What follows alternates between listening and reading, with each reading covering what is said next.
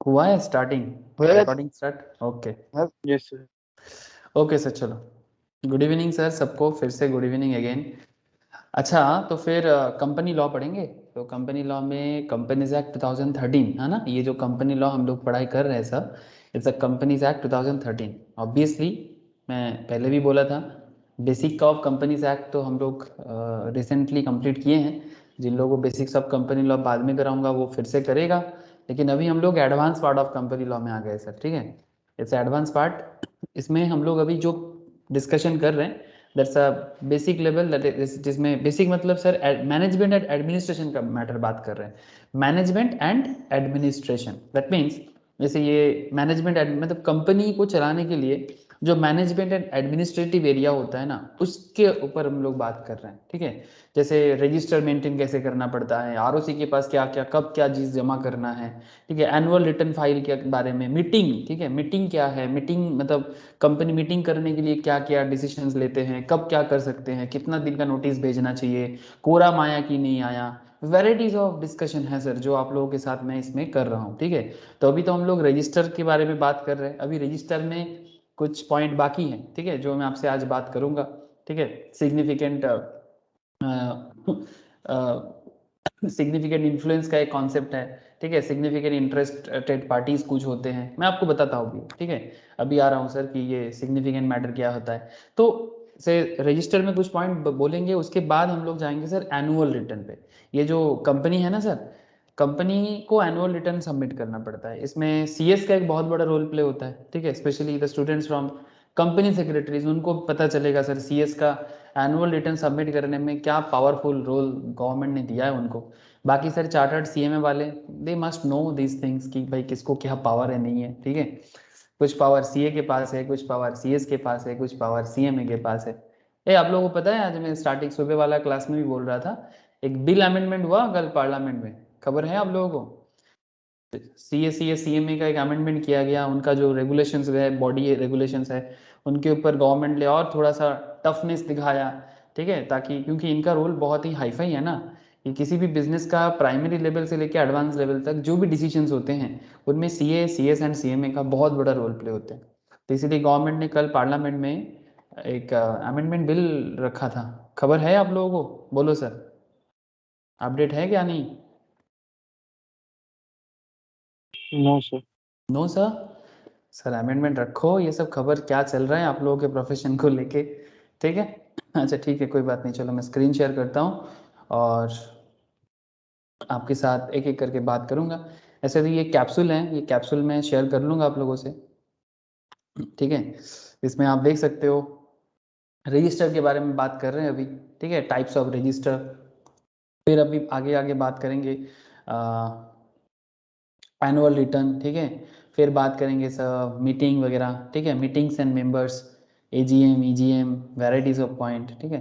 ये कैप्सूल है, इसमें हर एक पॉइंट को समरी करके दिया गया है, ठीक है। एजीएम कॉल करने का क्या कॉन्सेप्ट है, नोटिस देने का क्या कॉन्सेप्ट है, मीटिंग कब तक कर सकते हैं। जैसे लास्ट वीक भी आप लोगों को समझाया था मैं मीटिंग के बारे में, रिलायंस का एक एजीएम चल रहा था और रिलायंस अपने एजीएम के लिए क्या किया था प्रैक्टिकली। तो चलो सर देखते हैं practically as well as provisional and law wise कि क्या जानना पड़ता है ये पर्टिकुलर चैप्टर में, ठीक है। चैप्टर का नाम तो आप लोगों को पता ही है, मैनेजमेंट एडमिनिस्ट्रेशन, या फिर आप जनरल मीटिंग जो भी नाम से पुकारो, ठीक है। नाम कोई भी दे दो भाई, फर्क नहीं पड़ता, बट सेक्शन वाइज आपको पता होना चाहिए, ठीक है। तो मैनेजमेंट एडमिनिस्ट्रेशन का जो पार्ट है ना सर कंपनी लॉ में, ये बेसिकली सेक्शन 88 से लेके 122 का एरिया कवर करता है, बहुत बड़ा एरिया है सर। फ्रॉम सेक्शन 88 से 470 सेक्शन है, उसमें से 88 से लेके 122 यहीं पर है सर, ठीक है। जिसमें कंपनीज मैनेजमेंट एडमिनिस्ट्रेशन रूल्स 2014, इसमें रजिस्टर के बारे में चर्चा जारी है, एनुअल रिटर्न स्टार्ट करने वाले हैं, मीटिंग बात करेंगे सर आप लोगों से, ठीक है।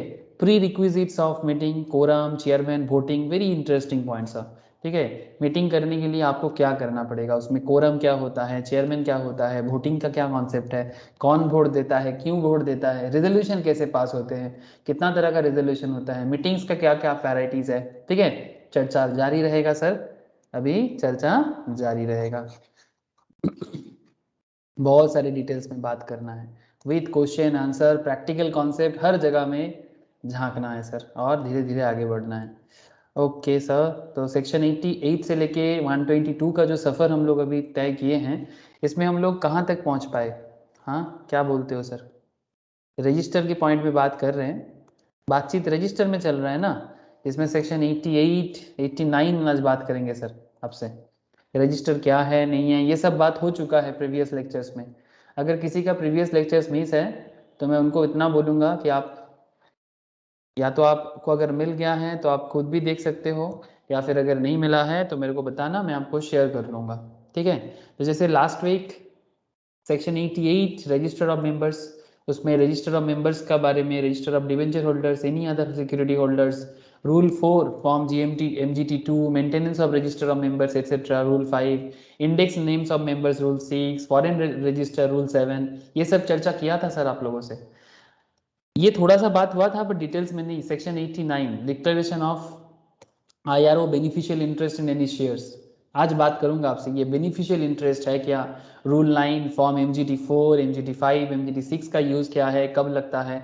उसके बाद मैं आपसे बात करूंगा सेक्शन 90 में, इसमें सिग्निफिकेंट बेनिफिशियल ओनर, एसबीओ के नाम से जाना जाता है sir, SBO, significant beneficial owner, बहुत ही इंटरेस्टिंग और इंपॉर्टेंट एरिया है। ठीक है, एसबीओ कौन है, क्या है, क्यों है, रियल लाइफ के लिए भी as well as exam purpose में भी हटके सवाल करते हैं sir. Section 90 register of significant beneficial owner, specially in case of intermediate level and final level. ठीक है, मतलब फाउंडेशन पे भी कोई कोई यहाँ पर अभी कर रहे हैं जिसको मैं एक्चुअली मीटिंग्स वगैरह पढ़ा रहा हूँ, उनके लिए इतना इंपॉर्टेंट नहीं है, बट नॉलेज के लिए अभी आप लोग करते रहो ताकि मीटिंग समझ में आ जाए।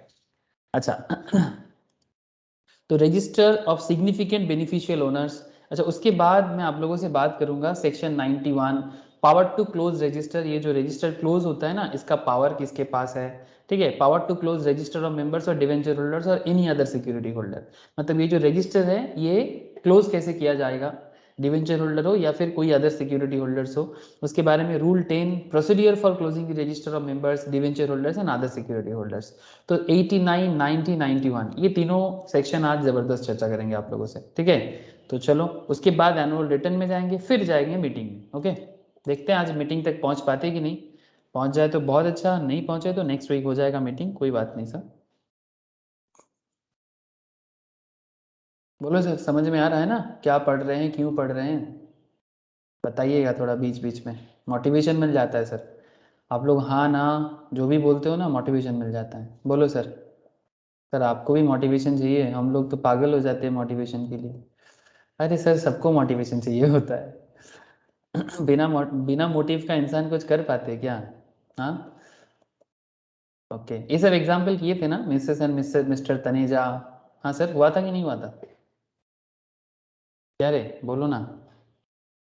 सर ओके अच्छा देखो, section 89 declaration in respect of beneficial interest in any share, declaration in respect of beneficial interest in any share. ठीक है, मैं आपको समझाता हूँ ये बेनिफिशियल इंटरेस्ट है क्या। ऐसे अगर मैं सेक्शन वाइज बात करूँ, 89 subsection 1, member not holding beneficial interest in the company, अगर कोई मेंबर है बट बेनिफिशियल इंटरेस्ट होल्ड नहीं करता तो फिर सेक्शन 89 सबसेक्शन 1 में कहा गया है, जो लोग last lectures by chance miss किए हो ना या भूल गए हो, उनको थोड़ा सा दिक्कत हो जाएगा कि भाई, मतलब उनको ऐसा लगेगा कि आसमान से टपके और खजूर पे लटके। ठीक है, इसके लिए मैं बोलूँगा कि लास्ट वीक का लेक्चर्स अगर आप करके आते हो तो फिर आपको दिक्कत नहीं होगा समझने में, आप पूरा कनेक्ट कर सकते हो। बट अगर बाई चांस लास्ट वीक का क्लास मिस है, ठीक है, जो जो पॉइंट मैं भी आपसे बात कर रहा था, अभी डिटेल्स बोलूँगा तो फिर से लास्ट वीक बोलना पड़ेगा, इसलिए मैं लास्ट वीक और चर्चा नहीं करूँगा, मैं आप लोगों को क्लास शेयर कर लूँगा जिन लोगों को भी मिस है। Any person holding beneficial interest in this share, section 89 subsection 2 में इसके बारे में कहा गया है। तो ये holding beneficial interest in this shares, ये आपके मन में एक सवाल जरूर चल रहा है सर, बेनिफिशियल इंटरेस्ट है क्या, किसका बेनिफिशियल इंटरेस्ट होता है, मैं अभी समझाता हूँ। Any changes in the beneficial interest, section 89 subsection 3 shall file a declaration of beneficial interest within 30 days and company file a return or to ROC in 30 days। Company को, आरओसी कौन होता है सर? आरओसी मतलब register of company, ध्यान से सुनिएगा, ROC कौन होता है, बोलो। Register of company. Yes sir, register of companies, मतलब कंपनीज का जो भी डिटेल्स है ये आरओसी के पास जमा होता है। जैसे आप लोगों को पता है ना, हर स्टेट में एक एक आरओसी है। हाँ sir, in every state there is one ROC, West Bengal में, कोलकाता में, रविंद्र सदन एरिया यस में है। ठीक है, बाकी ऐसा 2 स्टेट है जहाँ पर 2 आरओसी हैं ड्यू टू ज़्यादा कंपनी है, तमिलनाडु एंड महाराष्ट्र, है ना। Thank you sir. तो ऐसे 2 स्टेट है जहाँ पर 2 आरओसी दिखता है। तो आरओसी के पास आपको सारा डॉक्यूमेंट सबमिट करना पड़ता है।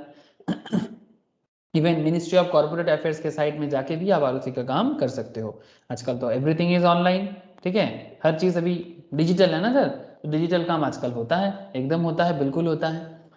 अच्छा, तो ये जो बेनिफिशियल इंटरेस्ट का बात है सर, किसका बेनिफिशियल इंटरेस्ट, मतलब अगर मैं इन सिंपल बोलूँ कि कोई एक है सर, से फॉर एग्जांपल ये एक बंदा है, ठीक है, बंदा बंदी जो भी सोचो, mister A, Mrs A, miss A, what ever आप जो भी सोचो, ये मिस्टर ए है, इसका किसी कंपनी में शेयर होल्डिंग है। एक सिंपल एग्जांपल आपको समझाना चाहते हैं सर, ये बेनिफिशियल इंटरेस्ट मतलब क्या। मानो कि मिस्टर ए का शेयर होल्डिंग है किसी कंपनी में, ठीक है, या फिर आप लोगों में से भी किसका नाम सोच सकते हो कि सपोज मानो कि अपना जो संपद है, ठीक है, संपद तू बन जा, हाँ, गुस्सा तो नहीं करेगा सर, कैसा कैसा ड्राइंग करते हो और मेरा नाम लेते हो। मानो कि और संपद संपद संपद का किसी कंपनी में शेयर होल्डिंग है, ठीक है। अब ये संपद शेयर होल्ड तो करता है, लेकिन इस पर्टिकुलर शेयर जो है, ठीक है, सपोज से फॉर एग्जांपल ए लिमिटेड या फिर टाटा लिमिटेड, जो भी नाम आपको पता है आप सोच लो, आपका शेयर होल्डिंग तो है कंपनी में, बट उसका बेनिफिशियल इंटरेस्ट उसका किसी ट्रस्ट को है। मतलब आपका होल्डिंग है, बट अल्टीमेटली आपका जो भी इंटरेस्ट है वो किसी ट्रस्ट के नाम पे है या फिर किसी और इंसान के नाम पे है। तो होल्डिंग आपके नाम पे हो सकता है, बट उसका बेनिफिट किसी और को मिलेगा। आपको बात समझ में आ रहा है सर? होल्डर आप हो कंपनी का शेयर का, ओनर आप ही हो, बट उसका बेनिफिट किसी और को मिलेगा, किसी ट्रस्ट को मिलेगा, किसी इंडिविजुअल को मिल सकता है। तो दे आर बेसिकली कॉल्ड मतलब बेनिफिशियल इंटरेस्ट। बात समझ में आ रहा है? तो अगर किसी पर्टिकुलर शेयर्स में, किसी पर्टिकुलर शेयर में अगर ऐसा हो कि कोई एक शेयर होल्डर है बट उसका बेनिफिशियल इंटरेस्ट किसी और को मिलेगा, तो इसका डिटेल्स रजिस्टर के पास होना चाहिए कि नहीं होना चाहिए? क्या बोलते हो? Register must know about this things, हाँ या ना? Yes sir. समझ में आ रहा है ना आप लोगों को? हाँ, तो बस यही है, यही कॉन्सेप्ट यहाँ पर बताया गया है। ये शेयर होल्ड कोई एक करता है, उसका बेनिफिट किसी और को मिलता है। कई बार हम लोग देखते हैं ना, माइनर बेनिफिशियल इंटरेस्ट में आ जाते हैं, या फिर कोई any other person, any other particular trust या सोसाइटी, ठीक है, जो वो सपोज कोई मिस्टर संपद है, ठीक है, जो किसी पर्टिकुलर ट्रस्ट के साथ जुड़े हुए हैं, वो जो भी इनकम करते हैं वो ट्रस्ट को जाता है, तो वो ट्रस्ट का नाम मेंशन होना चाहिए ना, वो ट्रस्ट का नाम मेंशन होना चाहिए, हाँ भाई कि ये ट्रस्ट इस कंपनी के साथ, इस इंसान के साथ जुड़े हुए हैं, इनका जो भी इनकम है ट्रस्ट को जाएगा। तो ये सब डिटेल्स बताना पड़ेगा ना, ऐसे थोड़ी हो जाएगा, बताना पड़ेगा, है ना, तो बता देना पड़ेगा, तो वही रजिस्टर के पास जमा होगा। तो declaration by registered holder of shares. Registered holder of shares मतलब कौन? A person whose name is entered in the register of member of a company.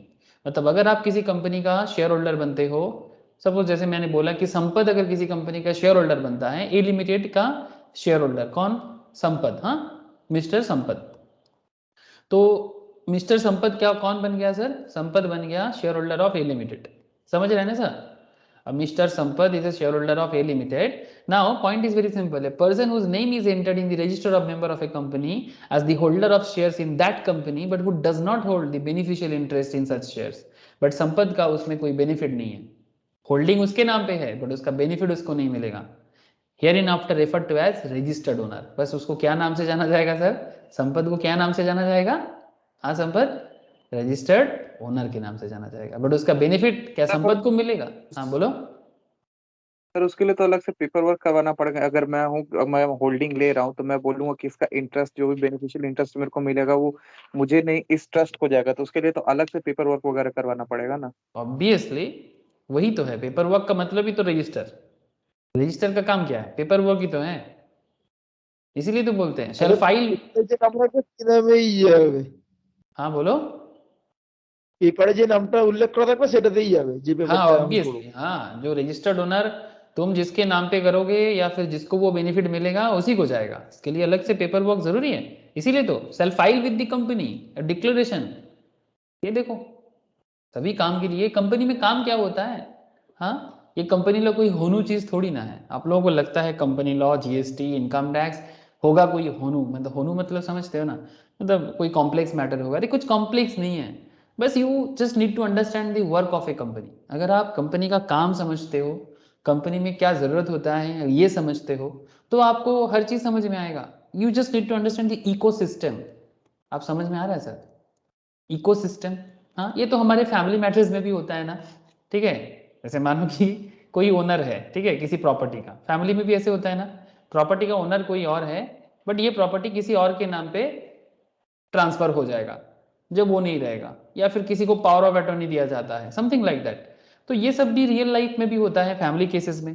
तो वैसा same to same concept business level में, company level में भी होता है। You just need to understand the ecosystem. Ecosystem समझते हो ना, मतलब एक ऐसा, क्या बोलते हैं इसको, मतलब हम लोग इसको बंगाली में ऐसे बोलते हैं जैव परिवेश, लाइक, ठीक है, मतलब एक ऐसा पैटर्न, एक ऐसा हायरार्की, एक ऐसा कॉन्सेप्ट में कंपनी पालते हैं, उसको बनाया जाता है इकोसिस्टम में। उसमें अगर आपको पता चल जाएगी भाई कंपनी में क्या क्या काम होता है, तो फिर कंपनी लॉ आपके लिए क्या हो जाएगा, अच्छा चीज हो जाएगा। मतलब चाहे कंपनी लॉ है या फिर कोई भी लॉ, ठीक है, लेकिन as a CA, as a CS, as a CA में आप लोगों के लिए कंपनी लॉ एक बहुत बड़ा रोल प्ले करता है, ठीक है, बिकॉज अल्टीमेटली कंपनी लेवल में ही तो काम होता है। और सीएस के लिए तो एक बहुत बड़ा जगह बनता है सर, सीएस के लिए कंपनी लॉ एक बहुत बड़ा रोल प्लेइंग एरिया है, चार्टर्ड के लिए भी ऑब्वियसली। ऐसे अगर हम एमसीए के साइट में जाते हैं, तो अगर आपको कुछ भी शो करते हैं, ठीक है, आप देख सकते हैं यहाँ पर एमसीए के साइट में चला गया, और एमसीए खुद, एमसीए मतलब मिनिस्ट्री ऑफ कॉर्पोरेट अफेयर्स, मतलब हमारे देश में जितना भी बिजनेस मैटर्स चलता है, ईज ऑफ डूइंग बिजनेस का एडवर्टाइजमेंट दे रहा है, आप समझ सकते हो, ठीक है। इसमें जो कुछ भी होता है ये एमसीए के थ्रू से होता है। And even if you click on the about MCA, ठीक है, तो आपको देखो यहाँ पर ना, ये अबाउट एमसीए नहीं, एक्ट्स एंड रूल्स में क्लिक किया मैंने, मतलब क्या क्या एक्ट एमसीए के अंदर चलता है, तो फिर आप समझ जाओगे कि मिनिस्ट्री ऑफ कॉर्पोरेट अफेयर्स किस किस के पास इतना अथॉरिटी देता है कि भाई आप लोग जानो देश के बारे में, सॉरी बिजनेस के बारे में, ठीक है। कंपनीज एक्ट 2013 का तो काम करते ही हैं, साथ में LLP act 2008, insolvency bankruptcy code, partnership act, competition act, chartered accountants act, ठीक है। इसके अलावा ये मैं हमेशा दिखाता रहता हूँ सबको, आप लोगों को भी इसलिए दिखा रहा हूँ कि आप लोगों को पता होना चाहिए। लोग पूछते रहते हैं सर सीए सीएमए का क्या काम में फर्क है, अरे भाई फर्क है, काम में फर्क है, लेकिन अल्टीमेटली दोनों एक, मतलब सभी एक ही छत के नीचे काम करते हैं, ठीक है। वो छत किसका है, मिनिस्ट्री ऑफ कॉर्पोरेट अफेयर्स का, ठीक है। Cost and working accountants act 1959, even there is a company secretaries act 1980। तो हुआ ना sir, chartered, CMA and CS. आज, हाँ बोलो सर, हेलो, कोई कुछ कह रहे हो क्या?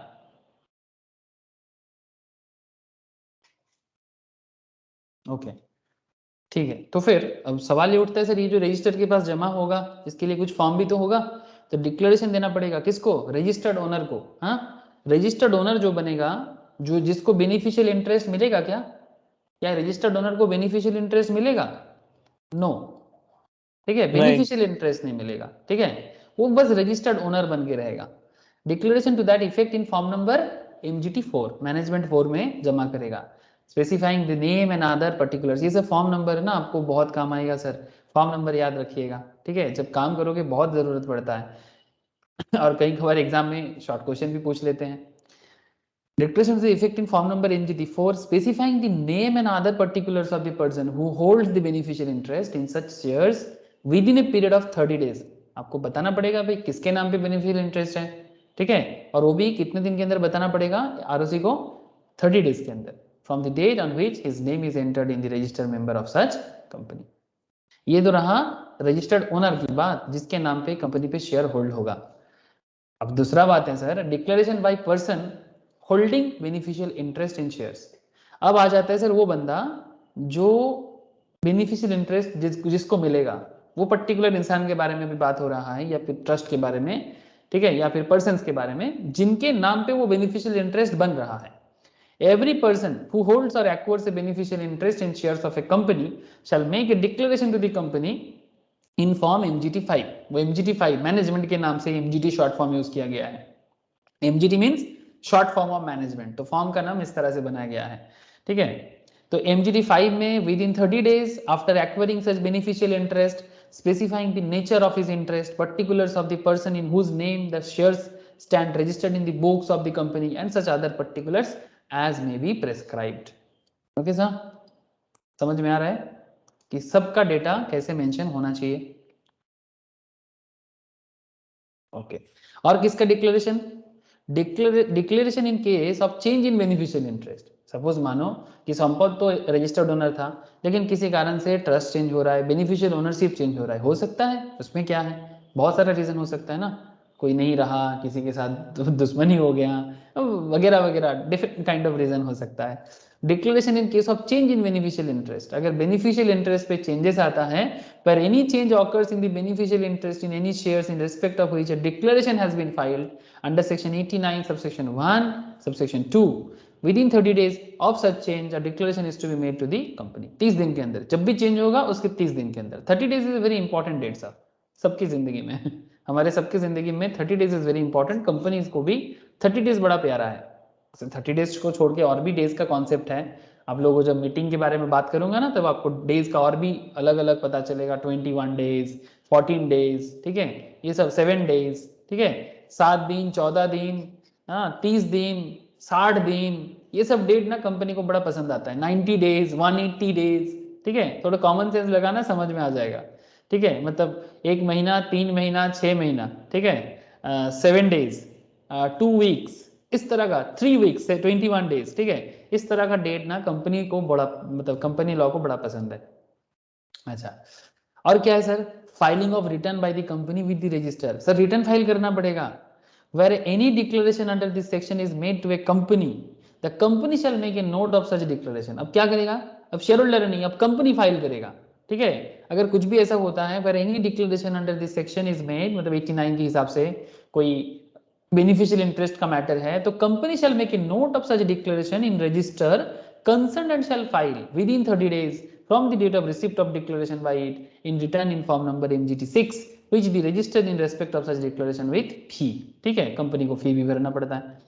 Consequence of non filing of declaration, अगर कंपनी फाइल नहीं करता है, where a declaration required, जहां पर जरूरत है, under section 89 is not filed by the beneficial owner। अब बात देखो, अब नॉट जस्ट कंपनी के पॉइंट से, बेनिफिशियल ओनर के पॉइंट ऑफ व्यू से, then any right with respect to such shares, जो बेनिफिशियल ओनर बन रहा है, shall not be enforceable by the beneficial owner or by any person claiming through him।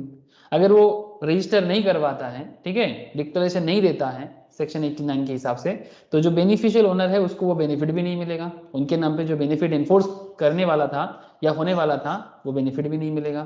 तो simple बात है, sir register तो करना पड़ेगा। सर किसी किसी के लिए एग्जेम्पशन है, trust which is created to set up mutual fund और वेंचर कैपिटल फंड, ठीक है। म्यूचुअल फंड के बारे में मैं बात कर रहा था अभी स्टार्टिंग में कि म्यूचुअल फंड का क्लास स्टार्ट करने वाला हूँ, share market and mutual fund का, that's a different point, but आ गया म्यूचुअल फंड यहाँ पर। Trust which is created to set up a mutual fund, mutual fund को देखभाल करने के लिए एक ट्रस्ट बनाया गया, या फिर वेंचर कैपिटल फंड, उसके लिए भी, ठीक है, वीसी फंड बोलते हैं। वेंचर कैपिटल क्या होता है जानते हो सर?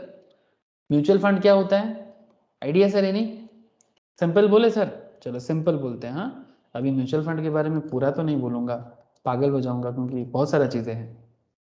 सर आप लोग शेयर मार्केट तो जानते होंगे, क्या रे? शेयर मार्केट के बारे में तो आप लोग Yes, सुने ही होंगे।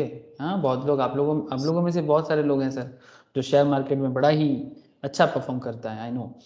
लेकिन what is mutual fund? Sir mutual fund एक ऐसा फंड है, एक ऐसा, क्या बोलूं सर, जैसे एक, आप लोग तालाब देखे हो सर? तालाब देखे हो? Pond, Yes, sir. पॉन्ड है ना, पॉन्ड, स्विमिंग पूल नहीं, हाँ सर, पॉन्ड, ठीक है, नेचुरल पॉन्ड, जो ह्यूमन बीइंग बनाते हैं, बट वो नेचुरली रहते हैं, उसका पानी वगैरह ऐसे रोज रोज चेंज वगैरह नहीं होता, नेचुरल पॉइंट में। तो पॉन्ड में अलग अलग मछली रहते हैं सर, फिश, बोलो रहते कि नहीं रहता? अरे बोलो ना, Yes, sir. रहता है ना? पॉन्ड में मछली रहता है कि नहीं रहता? सर पॉन्ड में क्या क्या फिश हो सकता है? बंगालीज हो तो फिश के बारे में जरूर नॉलेज होगा, बिकॉज बंगालीज को फिश बड़ा पसंद है। मैं खुद भी बंगाली हूँ, बट फिर फिश वगैरह नहीं खाता, लेकिन हाँ बचपन में खाया सर। बोलो तो पॉन्ड में क्या क्या फिश होता है? ফিশের ব্যাপারে কিছু নলেজ নেই। No knowledge about fish as a Bengali? Catla, rui, tilapia, very catla, sad. राहू, अरे चलो देखो, तेलापिया, कातला, रुई ये सब হবে। कातला, रूही, हाँ रूही सर। माछ, हाँ अच्छा, एक फिर तेलापिया। इसका साइंटिफिक नेम बोलो कतला का, कतला का साइंटिफिक नेम जल्दी बोलो, कौन बोलेगा? वो नहीं पाया। अरे कातला कातला सर इसलिए तो ले पूछा। सर कातला कातला रूही तो बोलते लेबियो रोहिता। यस, रूही का है लेबियो रोहिता। अरे क्या नाम है, किसी का गर्लफ्रेंड का नाम लग रहा है मुझे, लोबियो रोहिता। हाँ ऐसा नहीं लग रहा है कि किसी का फॉरेन गर्लफ्रेंड है तो उसका नाम ऐसा होगा। और कोई और किसी फिश का स्वीडन मेरे को। स्वीडन हाँ टाइप नेम। स्वीडन टाइप, हाँ ओके जैसे कतला ही सर। रूही। हाँ हिल्सा, हिल्सा तो जानते हो, हाँ बंगालीज का सबसे पसंदीदा माछ। हाँ sir. Yes, sir. Yes sir, सबसे पसंदीदा है तो मतलब क्वीन, क्वीन ऑफ फिश। या फिर सर थोड़ा सस्ता वाला कुछ नाम बताओ, सस्ता वाला ये क्या नाम बोला था, तेलापिया ना। तिलापिया हाँ है सर। हाँ ये सस्ता है, तेलापिया। अच्छा चलो, मैं फिश के बारे में इसलिए आपको फिश के बारे में नहीं समझाना चाहता, just an example. Mutual fund क्या है सर, ऐसे कभी शायद सुने नहीं होंगे कि म्यूचुअल फंड का एग्जांपल फिश से दिया जा रहा है। हाँ ये मेरे को भी नहीं पता था, मैं तो अभी आपसे बात करते करते मेरे दिमाग में आया, ये भगवान ने क्या बोला पता नहीं। सर जस्ट जस्ट एक एग्जांपल है, मार्केट में सपोज मानो आपका ये एक पॉन्ड है, ठीक है, आपका खुद का एक पॉन्ड है, उस पॉन्ड में आप ये अलग अलग फिश क्या कर दिए, फिश बना रहे हो, ठीक है, फिश को चारा डाल दिए, बीज वगैरह डाल दिए, वो धीरे धीरे उसका बच्चा हो रहा है और बड़ा हो रहा है। सबसे ज्यादा दाम कौन से फिश में मिलेगा, कातला, रूही, हिल्सा, तेलापिया, जल्दी बोलो। कातला ही तो sir.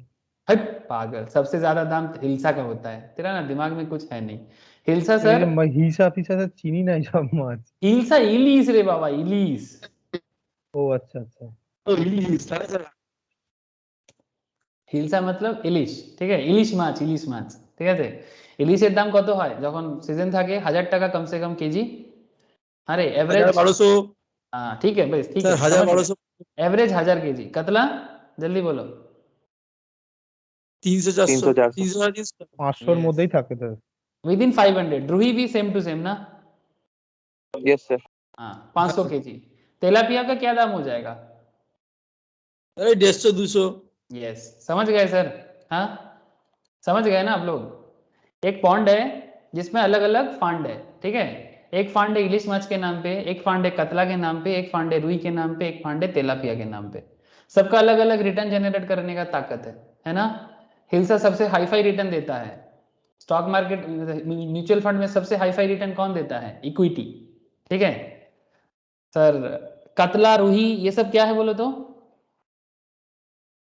Debenture, preference share. Debenture sir, very good sir, debenture है, प्रेफरेंस शेयर है, ठीक है, ये सब डिवेंचर है, प्रेफरेंस शेयर है। डिवेंचर प्रेफरेंस शेयर का ना रिटर्न, रिटर्न नॉर्मली ऐसा होता है सर 14%, 13%, इस तरह का।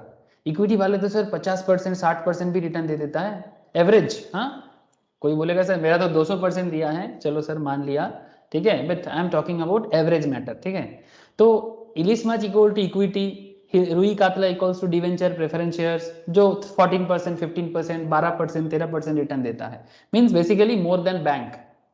सर तेलापिया वगैरह ये कैसे रिटर्न देता है, ये कौन होता है?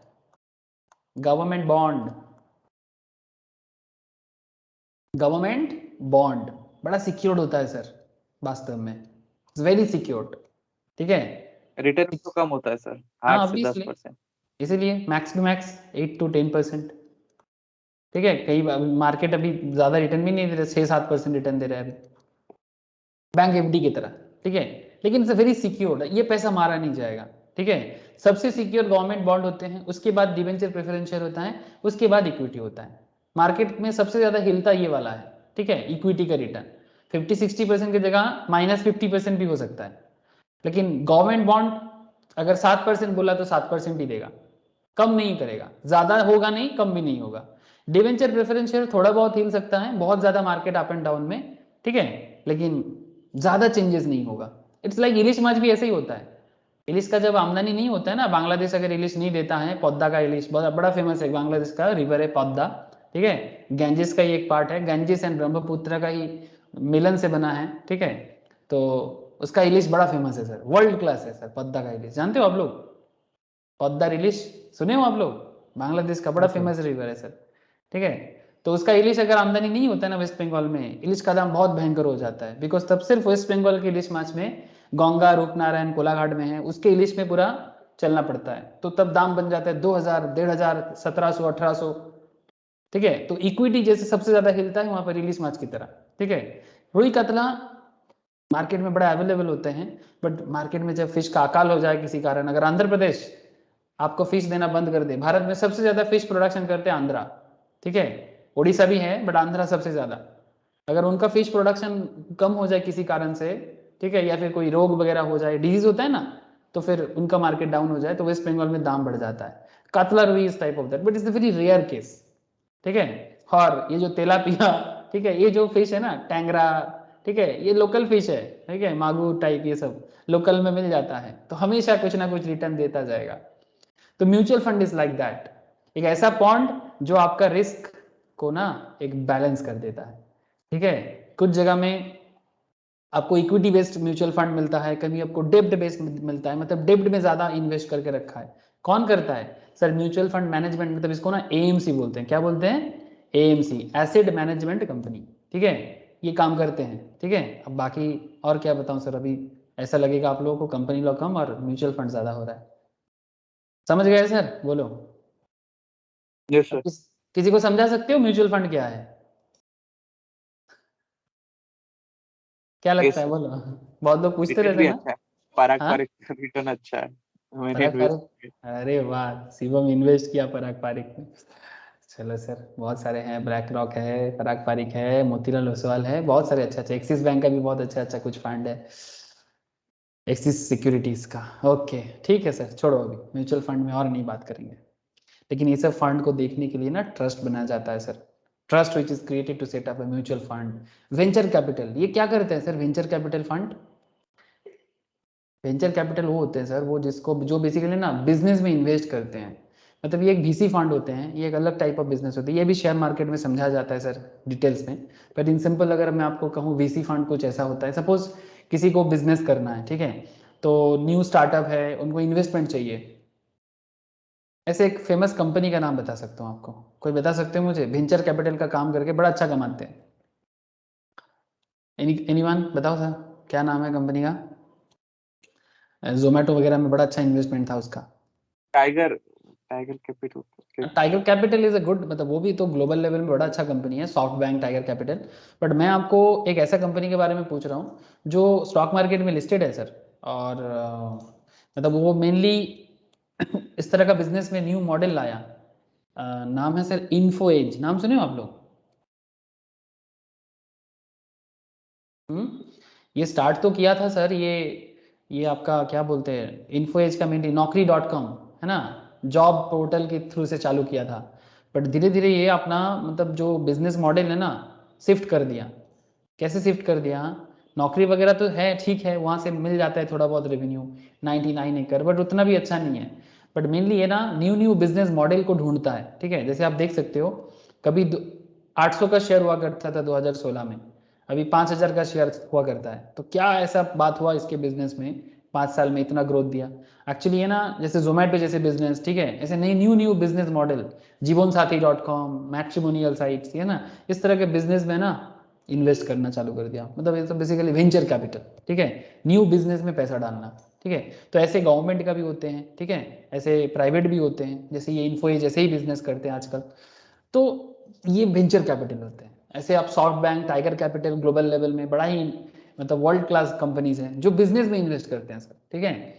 आप लोगों को भी ऐसा लगता है ना कि अगर आप मुझे बिजनेस करना है, मुझे फंड चाहिए, तो अगर बिजनेस में दम है, आइडिया है, तो आपके बिजनेस में फंडिंग मिल जाएगा सर, ठीक है। बस कुछ ऐसा कुछ करो जो प्रॉब्लम को सॉल्व करे। क्या करना पड़ेगा सर? ऐसा कुछ करो जो रियल लाइफ प्रॉब्लम को सॉल्व कर पाए, क्योंकि बिजनेस इज नथिंग, मतलब बिजनेस और कुछ भी नहीं, बस प्रॉब्लम सॉल्विंग स्किल्स। सर क्या बात करते हो, बिजनेस और कुछ भी नहीं, प्रॉब्लम सॉल्विंग स्किल्स है। यस सर, कभी सोचना ठंडे दिमाग से, समझ में आ जाएगा। आपको बस प्रॉब्लम ढूंढना है सोसाइटी में, भाई किस चीज में प्रॉब्लम है, लोगों को क्या चीज का दिक्कतें है, चाहे लोग हो, चाहे कंपनी हो, चाहे बिजनेस हो, किस चीज की कमती है, किस चीज में खामियां हैं।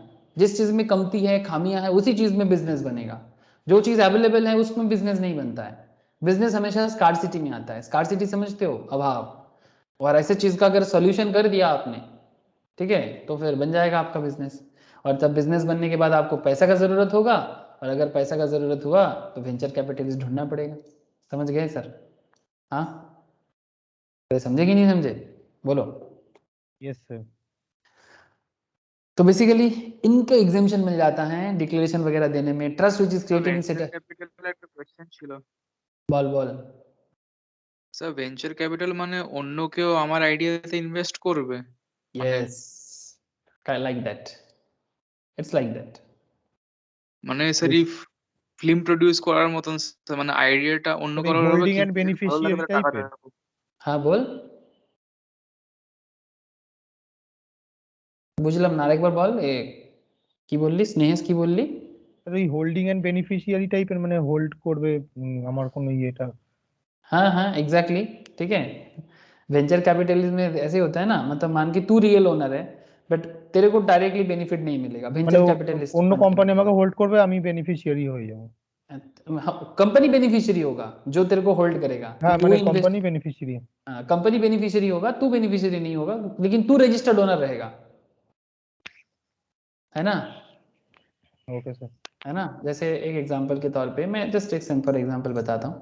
जैसे मानो पेटीएम के बारे में याद करें। तो विजय पेटीएम शेखर में, शर्मा वाला हाँ very good sir, Vijay Shekhar Sharma Paytm का ओनर है, ठीक है। ठीक है, डरो मत सर, पेटीएम के शेयर के बारे में डरो मत, बहुत कुछ होने वाला है इसका, ठीक है। बहुत कुछ होने वाला है, जो लोग पेटीएम में इन्वेस्ट किया डोंट वरी। तो जैक मा वाला ओन कंपनी है ना सर। हाँ बोलो। सर वो चाइनीज कंपनी जैक मा उसने इन्वेस्ट किया था ना सर इसमें। यस यस सर, जैकमा का इन्वेस्टमेंट है। फिर आपका अलीबाबा ग्रुप, वो भी चाइनीज कंपनीज का इन्वेस्टमेंट है। इसके अलावा आपको और भी मिलेगा, क्या नाम है इसका, सॉफ्ट बैंक का इन्वेस्टमेंट है, ठीक है। तो विजय शेखर शर्मा रजिस्टर्ड ओनर बन सकता है, ठीक है। यहाँ पर मुझे पेटीएम का 197 बार बार आ जा रहा है, मुझे सिर्फ पेटीएम चाहिए, पेटीएम का share holding pattern. I need only Paytm.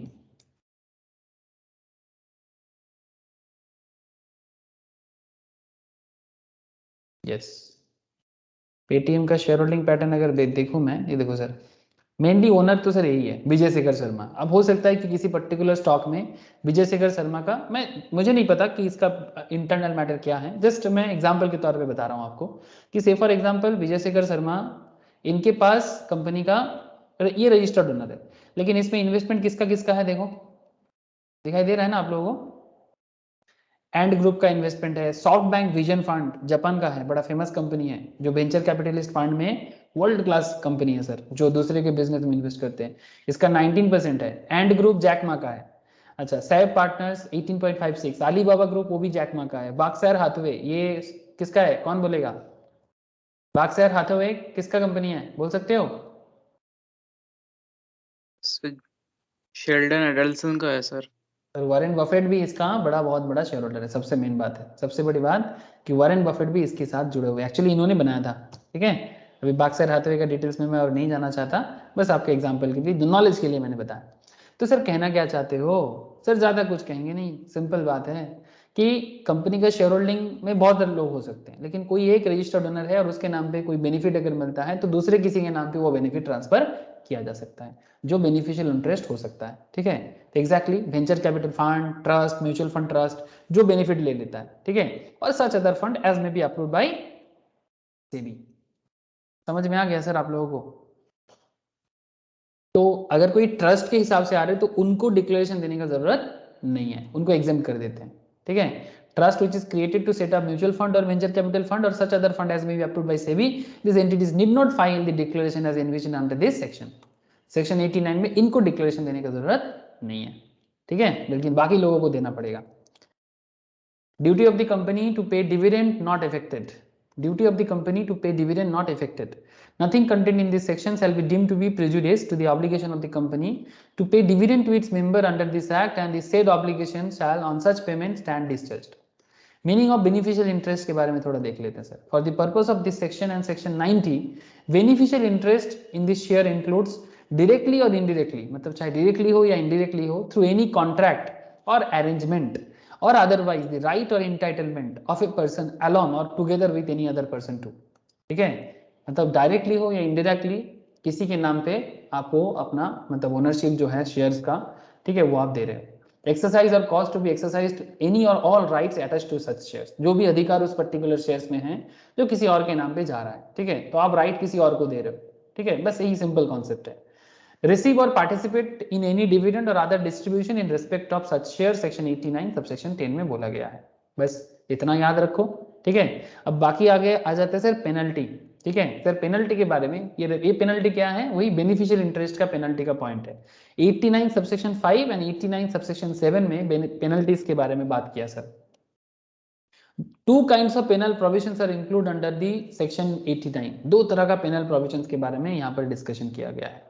First, related to persons required to make a declaration, section 89 subsection 5, if any person fails to make declaration as required under section 89 without any reasonable cause, he shall be punishable with fine which may extend to 50,000, point to be noted sir, 50,000 rupees तक fine लग सकता है।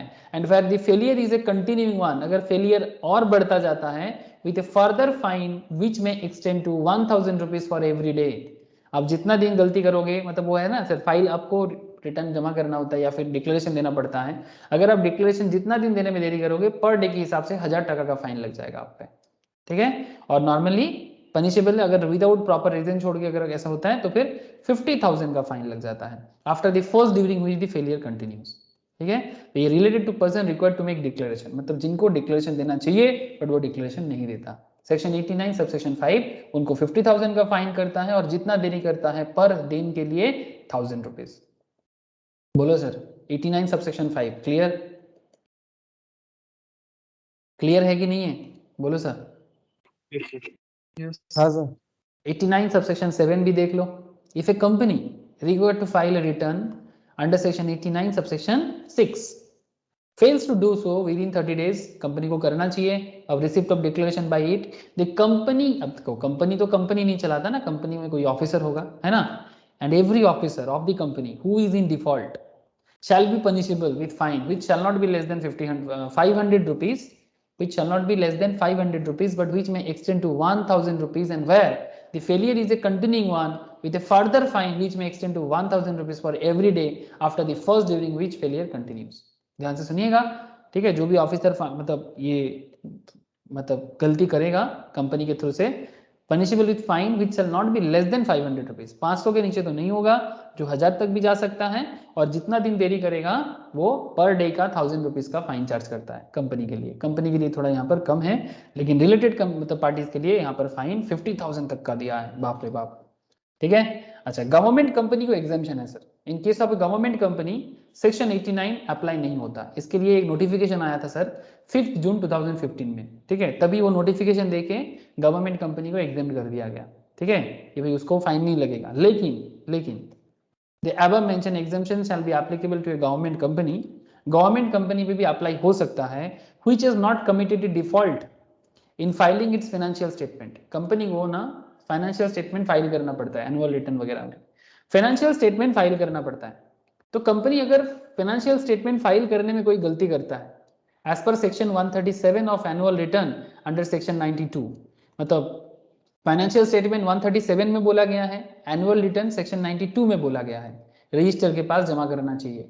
अगर इसमें कोई गलती कोई government company करता है तो इन दैट केस उसे भी कंपनी को डिक्लेरेशन देना पड़ता है और उसे भी फाइन चार्ज देना हो सकता है। मतलब अगर जो कंपनी डिफॉल्ट करेगा फाइनेंशियल स्टेटमेंट जमा करने में एज पर सेक्शन 137 या फिर एनुअल रिटर्न जमा करने में as per section 92 with the register, then in that case उनके लिए ये वाला एग्जाम्पशन नहीं रहेगा। मतलब ये जो एग्जाम्पशन है ना गवर्नमेंट कंपनी को, ये एग्जाम्पशन उनको नहीं मिलेगा। समझ गए सर? नॉर्मली गवर्नमेंट कंपनी को एग्जाम्प्ट है ये रिलेटेड पार्टी का जो कॉन्सेप्ट है, ठीक है, बेनिफिशियल इंटरेस्ट का। लेकिन अगर गवर्नमेंट कंपनी रिटर्न फाइल नहीं करता या फिर फाइनेंशियल स्टेटमेंट फाइल नहीं करता, इन दैट केस उनको ये एग्जाम्पशन नहीं मिलेगा। बोलो सर, क्लियर है या नहीं? इसका भी नोटिफिकेशन आया था, अमेंडमेंट हुआ था सर 13 जून 2017 को, मतलब बाद में किया गया। Clear sir? बोलो।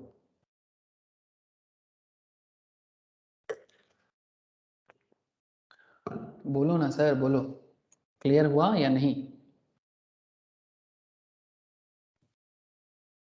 Yes sir. ओके, अच्छा एक एग्जांपल देखो सर, थोड़ा हटके है एग्जांपल बट बड़ा इंटरेस्टिंग है। मिस एमा, एमा एमा, अरे बाप रे, हम लोग जैसे बंगाली में एमा एमा करते हैं, लेकिन ये एमा वो एमा नहीं रे बाबा, ये एमा किसी का नाम है, नाउन है। अरे ठीक है, Emma gifted the shares purchased by her the company Bio Optics Limited. इस कंपनी के शेयर खरीदा एमा ने, ठीक है, to her sister Kathy. Okay, क्या कर दिया, गिफ्टेड द शेयर, शेयर्स को गिफ्ट किया, ठीक है, कर सकते हैं ऐसा। Emma had purchase this shares on the occasion of her birthday in February 2019। कितना अच्छा बात है सर, बर्थडे में फालतू का क्या क्या सब गिफ्ट देते रहते हैं हम लोग, उससे अच्छा शेयर गिफ्ट कर देंगे। Neither Emma nor Kathy were aware that they had to intimate about the transactions of transfer of such shares as a gift. ना ही एमा को पता है ना ही कैथी को पता है, they don't know, they had to intimate about the transaction of transfer of such shares as a gift to the company. Company को बताना चाहिए। Discuss the same in light of the provision of section 89 of the act. Section 89 के हिसाब से आपको बताना, मतलब पूछ रहे हैं क्वेश्चन कि क्या कंपनी को बताना पड़ेगा एमा और कैथी को? हाँ सर, क्या बोलते हो? इसका एक रियल केस हुआ था सर, ये केस हुआ था ख्वाजा मियाँ मीरन साहिब मुजाहिद, ठीक है, ख्वाजा मियाँ, ख्वाजा ही ना, हाँ ख्वाजा या ख्वाजा, नहीं ख्वाजा ही होगा, ख्वाजा नहीं है, ख्वाजा मियाँ मीरन साहिब मुजाहिद एंड पीर पासा मीरन साहिब मुजाहिद 1987 का कर्नाटका का केस है, ठीक है। इसमें इस केस में क्या हुआ था वो देखो, same to same kind of cases है। The provision of section 89 of the act dealing with the declaration of beneficial interest in shares by a person to the company does not apply in a civil suit where the title of the shares is in a dispute। ठीक है, अगर shares का title dispute में है, किसके नाम पे जाएगा, तो ऐसे केसेस में वो सिविल सूट पे अप्लाई नहीं कर सकता। लेकिन ये केस बना था, ये कन्हैया सॉरी ख्वाजा मियाँ मीरन साहिब मुजाहिद वर्सेस पीर पासा मीरन साहिब मुजाहिद के केस में, where the shares are gifted away. अगर शेयर्स गिफ्ट किया गया है तो कोई सिविल सूट नहीं लग सकता। They become the property of the Downey. Gift किया गया मतलब जिसने जिसको मिला है, डोनी को मिलेगा। किसी ने डोनेट किया, किसी को गिफ्ट मिला, मतलब है ना, तो जो डोनी है, ठीक है, जिसको मिला है शेयर उसी का है। Hence the provisions relating to declaration of beneficial interest are not applicable here। इसका मतलब क्या हुआ, ये जो गिफ्टेड केस में बेनिफिशियल इंटरेस्ट के बारे में किसी भी तरह का डिक्लेरेशन देने का जरूरत नहीं है। ओनर कौन होगा, जो डोनी है वही होगा। बोलो सर, एमा और कैथी का केस समझ में आया?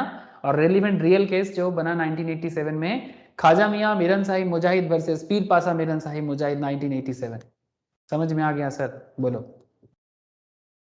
Yes sir. ठीक है, गिफ्ट के केस में किसी भी तरह का बेनिफिशियल इंटरेस्ट का डिक्लेरेशन देने का जरूरत नहीं है, बस इतना याद रखो। ওকে, মানে তো স্যার ये तो ডোনেশন টাইপের কিছু দিলে, স্যার ডোনেশন টাইপের কিছু দিলে তখন আর দরকার পড়ে না, তাই তো? नो सर नो, डोनेशन मतलब ये बेनिफिशियल इंटरेस्ट का बात नहीं है, वो बेसिकली गिफ्टेड है तो जो डोनी है उसी का है property. Okay sir.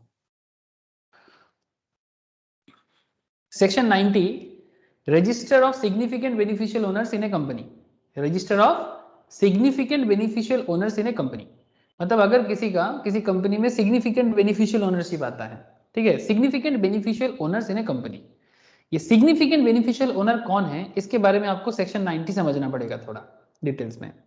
As per section 90 of the act, every significant beneficial owner, SBO, ठीक है, शॉर्ट फॉर्म यूज किया जाता है sir, is required to disclose the nature of his interest and other particulars within prescribed period of time to the company, which in turn will inform the same to the registrar of companies। ROC को बताना पड़ेगा।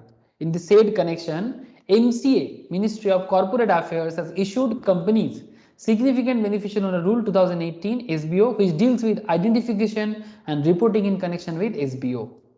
Now point is that ये SBO का क्या case है आपको थोड़ा समझना पड़ेगा।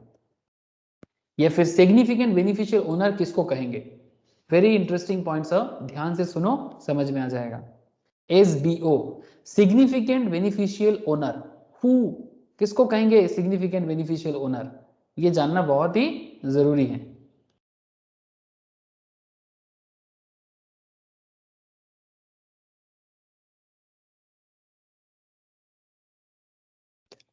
The term significant beneficial owner SBO has been defined in section 90 of the act as every individual who acting alone, ध्यान से सुनिएगा, who acting alone और together, अकेला भी हो सकता है, दोकेला भी हो सकता है, दोकेला समझते हो ना, मतलब मोर देन वन, और थ्रू वन और मोर पर्सन और ट्रस्ट, ट्रस्ट कौन हो सकता है आप लोगों को समझ में आ गया, including a trust and person resident outside India, including a trust and person resident outside India, hold beneficial interest of not less then, ध्यान से सुनिएगा, 25%, 25% से कम नहीं होना चाहिए शेयर होल्डिंग, 25% से कम नहीं होना चाहिए, और सच अदर परसेंटेज या फिर कोई और परसेंटेज जो प्रिस्क्राइब किया गया है as per law in shares of a company, किसमें, कंपनी के शेयर्स में, कितना शेयर्स कम से कम होल्ड करना चाहिए, 25% मिनिमम, या फिर सच अदर परसेंटेज। अगर ऐसा होल्डिंग किसी का है किसी कंपनी में शेयर्स में, तो उसको क्या बोलेंगे, सिग्निफिकेंट बेनिफिशियल ओनर। बात समझ में आ गया यहां तक, यहां तक बात समझ में आ गया सर? बोलो sir. Or the right to exercise or the actual exercising of significant influence or control as defined in clause 27 section 2 over the company herein referred to as significant beneficial owner. However, companies amendment rule, लेकिन इसको ना amend किया गया बाद में 2019 में, ठीक है, 2019 में इसको फिर से थोड़ा amendment किया गया। amendment क्या हुआ, चलो देखते हैं। 2019 में जब amendment किया गया तो amendment में क्या हुआ, देखो थोड़ा सा चेंजेस आ गया सर इस पॉइंट पे। Company significant beneficial owners amendment rule 2019 SBO, ठीक है, अमेंडमेंट में बोला the definition of the term SBO in terms of rule 2 subsection 1 clause H of the SBO rules, the term significant beneficial owner is defined as an individual who acting alone or together through one or more person or trust possesses one or more of the following rights or entitlements, entitlements मतलब ownership in the reporting company, that is the company in respect of which SBO declaration is required to be filed। जहां पर SBO declaration file करना जरूरी है, लेकिन कहां पर वो समझना जरूरी है। SBO declaration देना किस एरिया में जरूरी है वो देख लो, 4-5 पॉइंट है, आपको समझ में आ जाएगा। सर क्या कहता है, holds directly or together with any direct holding not less than 10%। Direct holding चाहे अकेला होल्ड करे या टुगेदर होल्ड करे 10% से कम नहीं। अगर किसी का डायरेक्टली या मतलब किसी कंपनी में 10% कम से कम शेयर्स में होल्डिंग है तो वो सिग्निफिकेंट बेनिफिशियल ओनर माना जाएगा, सिग्निफिकेंट बेनिफिशियल ओनर माना जाएगा। पॉइंट 2 में बताते हैं होल्ड्स इनडायरेक्टली, ठीक है, होल्ड्स इनडायरेक्टली और together with any direct holdings. Second में बता रहे होल्ड्स इनडायरेक्टली और together with any direct holdings not less than 10% of the voting rights in a shares। Directly or indirectly shares का बात था, अब बता रहा है कि टोटल जो कंपनी का वोट होता है, सर कंपनी में ना वोट होता है, वोट क्यों होता है सर, शेयर होल्डर्स में मतलब वोट का एक बहुत बड़ा कॉन्सेप्ट है, मैं आपको आगे आगे चर्चा करूंगा, इसी चैप्टर के अंदर वोट के बारे में चर्चा होना जरूरी है। तो वोटिंग राइट्स का एक मैटर है सर। वोट क्यों होता है, जैसे देश में क्यों वोट होता है सर, कौन देश में पीएम बनेगा, कौन सीएम बनेगा, ठीक है, वैसा ही कंपनी में कौन चेयरमैन बनेगा, कंपनी में कौन सीएस बने, सीएस का अलग बात होता है नॉर्मली, उसका अलग कॉन्सेप्ट है। ऑडिटर का कौन होगा, डिविडेंड डिक्लेयर करेगा कि नहीं करेगा, ठीक है, कंपनी अपने प्रॉफिट को लेके क्या करेगा, ठीक है। तो इसमें शेयर होल्डर्स का ना बहुत बड़ा हाथ होता है। ये शेयर होल्डर्स वोट देंगे क्योंकि शेयर होल्डर्स के पैसे से बिजनेस होता है ना सर, आप बात समझ रहे हो ना। वोट क्यों जरूरी होता है कंपनी में, आपको मैं वोट का जो पॉइंट आएगा ना मैं आपको डिटेल्स में बताऊंगा, वोटिंग इन कंपनीज, ठीक है, जो इसी चैप्टर के अंदर ही डिटेल्स में होगा, मीटिंग कराने के टाइम पे बताऊंगा आप लोगों को। लेकिन फिलहाल इतना समझ जाओ कि अगर किसी का किसी कंपनी के वोटिंग पावर में 10% है, कितना है sir, not less than 10% of the voting rights in the shares, तो उनको भी एसबीओ बोलेंगे sir, significant beneficial owner. Third point कहता है sir has the right to receive or participate in not less than 10% of the total distributable dividend. Company जितना dividend distribute करता है ना उसका कम से कम 10% डिविडेंड उसको मिलता है, मतलब बहुत बड़ा शेयर होल्डर होगा ना। Or any other distribution in a financial year through indirect holdings alone or together with any direct holdings, ठीक है, चाहे डायरेक्ट होल्डिंग हो इनडायरेक्ट होल्डिंग हो, ठीक है, इनडायरेक्ट होल्डिंग मतलब सब्सिडरी के थ्रू से, ठीक है, डायरेक्ट नहीं किसी के नाम के थ्रू से, अल्टीमेटली आप ही कहीं ना कहीं आप ही जुड़े हुए हो, ठीक है। तो ऐसे ये जो 10% of shares, 10% of voting shares, 10% of क्या बोलते हैं इसको, डिविडेंड डिस्ट्रीब्यूशन पावर, ठीक है, ये जिनके पास है इनको क्या बोलेंगे, सिग्निफिकेंट बेनिफिशियल ओनर बोल देंगे, ठीक है। एंड फोर्थ में क्या बोलते हैं sir, has the right to exercise और एक्चुअली एक्सरसाइज सिग्निफिकेंट इन्फ्लुएंस और control in any manner other than through direct holdings alone, ठीक है। तो इस तरह का जो भी कॉन्सेप्ट है इनको बोल देंगे सर सिग्निफिकेंट बेनिफिशियल ओनर। तो सिंपल टर्म में अगर मैं इसको समरी करूं, SBO is an individual who either alone or together with other individual or trust exercises rights or entitlements, मतलब ownership in the reporting company, मतलब जिस कंपनी में उसका शेयर होल्डिंग है, या फिर कितना शेयर होल्डिंग, कम से कम 10% शेयर्स, 10% वोटिंग राइट्स और कम से कम 10% dividend right, okay, both indirect and direct holdings और राइट टेकन टुगेदर और such individual exercise significant influence or control indirectly or along with indirect holding in the reporting company. The amended rules further explain that if an individual does not hold any indirect right or entitlement as mentioned 1, 2, 3 जो अभी पढ़ के आए, he will not be considered to be significant beneficial owner. अगर किसी का मतलब direct और इनडायरेक्ट कंट्रोलिंग किसी कंपनीज में नहीं रहता है, ठीक है, 1, 2, 3 फुलफिल नहीं करता है, तो उसको सिग्निफिकेंट बेनिफिशियल ओनर नहीं बोल सकते। अब सवाल मन में चल रहा होगा आप लोगों को कि सर सिग्निफिकेंट बेनिफिशियल ओनर कौन है, वो तो समझ गए, सिग्निफिकेंट बेनिफिशियल ओनर कौन है वो तो समझ गए, बट सवाल ये उठता है सर सिग्निफिकेंट इन्फ्लुएंस क्या है। दैट हम सिग्निफिकेंट इन्फ्लुएंस के बारे में भी लॉ को बताना पड़ेगा। Significant influence was previously not defined specifically for the rules and hence to provide clarity the following definition has been inserted through SBO rules. Significant influence कौन है sir, means the power to participate directly or indirectly in the financial and operating policy decision of the reporting company। मतलब company के जो भी policy making होता है ना sir, उसमें डायरेक्टली या इनडायरेक्टली आपको पावर मिल जाता है, बट इज नॉट कंट्रोल और joint control of those policies. Policy में कंट्रोल नहीं होता बट पार्टिसिपेशन जरूर होता है। आपको बात समझ में आया sir? Significant influence means the power to participate directly or indirectly in the financial reporting, operating policy decision of the reporting company, but is not control or joint control of those policies। Control नहीं रहता but participation जरूर रहते हैं, ऐसे cases को significant influence कहा जाता है। बात समझ में आया सर? बोलो, सिग्निफिकेंट इन्फ्लुएंस समझ में आया? SBO yes sir. सबको समझ आया? बोलो सर, बोलो। Yes sir. कैसा सर? आप लोग, ये एक बड़ा फेमस पॉइंट है, न्यूज में बहुत सुनते होंगे आप लोग। Significant influence is a very famous point. News, business news papers अगर फॉलो करते हो ना, लाइक इकोनॉमिक टाइम्स, मिंट, या फिर क्या बोलते हैं बिजनेस स्टैंडर्ड्स, उसमें ये सब खबर आते रहते हैं। मेजॉरिटी स्टेक ये बहुत ही फेमस पॉइंट है। मेजॉरिटी स्टेक जो basically type of significant influence की तरह ही काम करते हैं, बट थोड़ा अलग है। मेजॉरिटी स्टेक क्या है देख लो सर। ये मेजॉरिटी स्टेक भी इंसर्ट किया गया न्यू टर्म, विच मीन्स अगर किसी कंपनी में, अगर किसी कंपनी का या किसी ट्रस्ट का या किसी इंडिविजुअल का किसी कंपनी में मोर than 1/2 of the equity share capital, मतलब कंपनी का जो टोटल शेयर कैपिटल होगा उसका 1/2 मतलब 50% से ज्यादा इन द बॉडी कॉर्पोरेट, या फिर holding more than 1/2 of the voting rights in the body corporate, या फिर having the right to receive or participate in more than 1/2 of the distributable dividend or any other distribution by the body corporate. अगर किसी company का या फिर किसी individual का किसी पर्टिकुलर बॉडी कॉर्पोरेट मतलब कंपनी पे 1/2 of the equity share holder का होल्डिंग है, या फिर 1/2 ऑफ द वोटिंग राइट्स है, या फिर 1/2 ऑफ द डिविडेंड डिस्ट्रीब्यूशन मतलब डिस्ट्रीब्यूटेबल डिविडेंड है उनके नाम पे, तो फिर वो बंदा क्या नाम पे जाना जाएगा सर? वो मेजॉरिटी स्टेक होल्डर के नाम पे जाना जाएगा।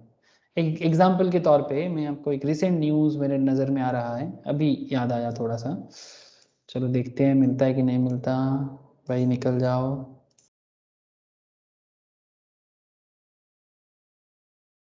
क्या क्या बीच बीच में आ जाता रहता है।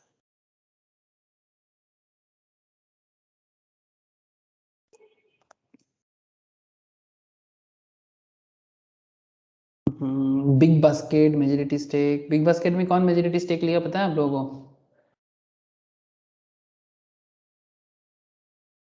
सर टाटा तो बोध है। Yes sir. कितना परसेंटेज? 62 বোধ হয়। हाँ 62 বোধ হয়। 64 ऐसा कुछ ना, 62 দেখেছিলাম স্যার, 62 আর 64 এরকমই। ऐसा ही कुछ होगा। चलो बस वही बस आपको याद दिला रहा हूँ। चलो बढ़िया है, आप लोगों को भी पता है, मुझे भी सुविधा हो गया। Tata acquires majority stake in big basket, जो ऑनलाइन ग्रोसरी चेन है सर, बहुत ही बड़ा। हाँ, टाटा इसमें 219 मिलियन का इन्वेस्टमेंट किया है, ठीक है। अब मेजॉरिटी स्टेक है सर ये, 219 मिलियन मतलब मेजॉरिटी स्टेक, ठीक है। ये देखो Tata acquires majority stake in big basket, अगर इसका परसेंटेज देखा जाए आपको मिल जाएगा। एक मिनट रुको, मैं देखता हूँ। यस, ये देखो sir, the announcement of the deal comes about a month after the Competition Commission of India approved a proposal by Tata Digital to buy up to 64.3% in the supermarket grocery supplies via mix of primary and secondary transactions। मतलब कुछ IPO मतलब primary level में और कुछ secondary transaction level में लिया है, ठीक है। ऐसे बिग बास्केट अभी स्टॉक मार्केट लिस्टेड तो नहीं हुआ, बट उसका भी एक प्राइमरी सेकेंडरी प्रोसेस है, स्टॉक मार्केट लेवल में डिस्कशंस होते रहते हैं normally. So point is very simple sir, अगर किसी का किसी कंपनी में मोर देन 50% शेयर होल्डिंग जा रहा है ना सर, इसका मतलब क्या बोल देंगे उसको? मेजॉरिटी स्टेक बोल देंगे। समझ में आ गया सर मेजॉरिटी स्टेक क्या होता है? अरे मेजॉरिटी स्टेक क्या होता है, समझ में आया कि नहीं आया?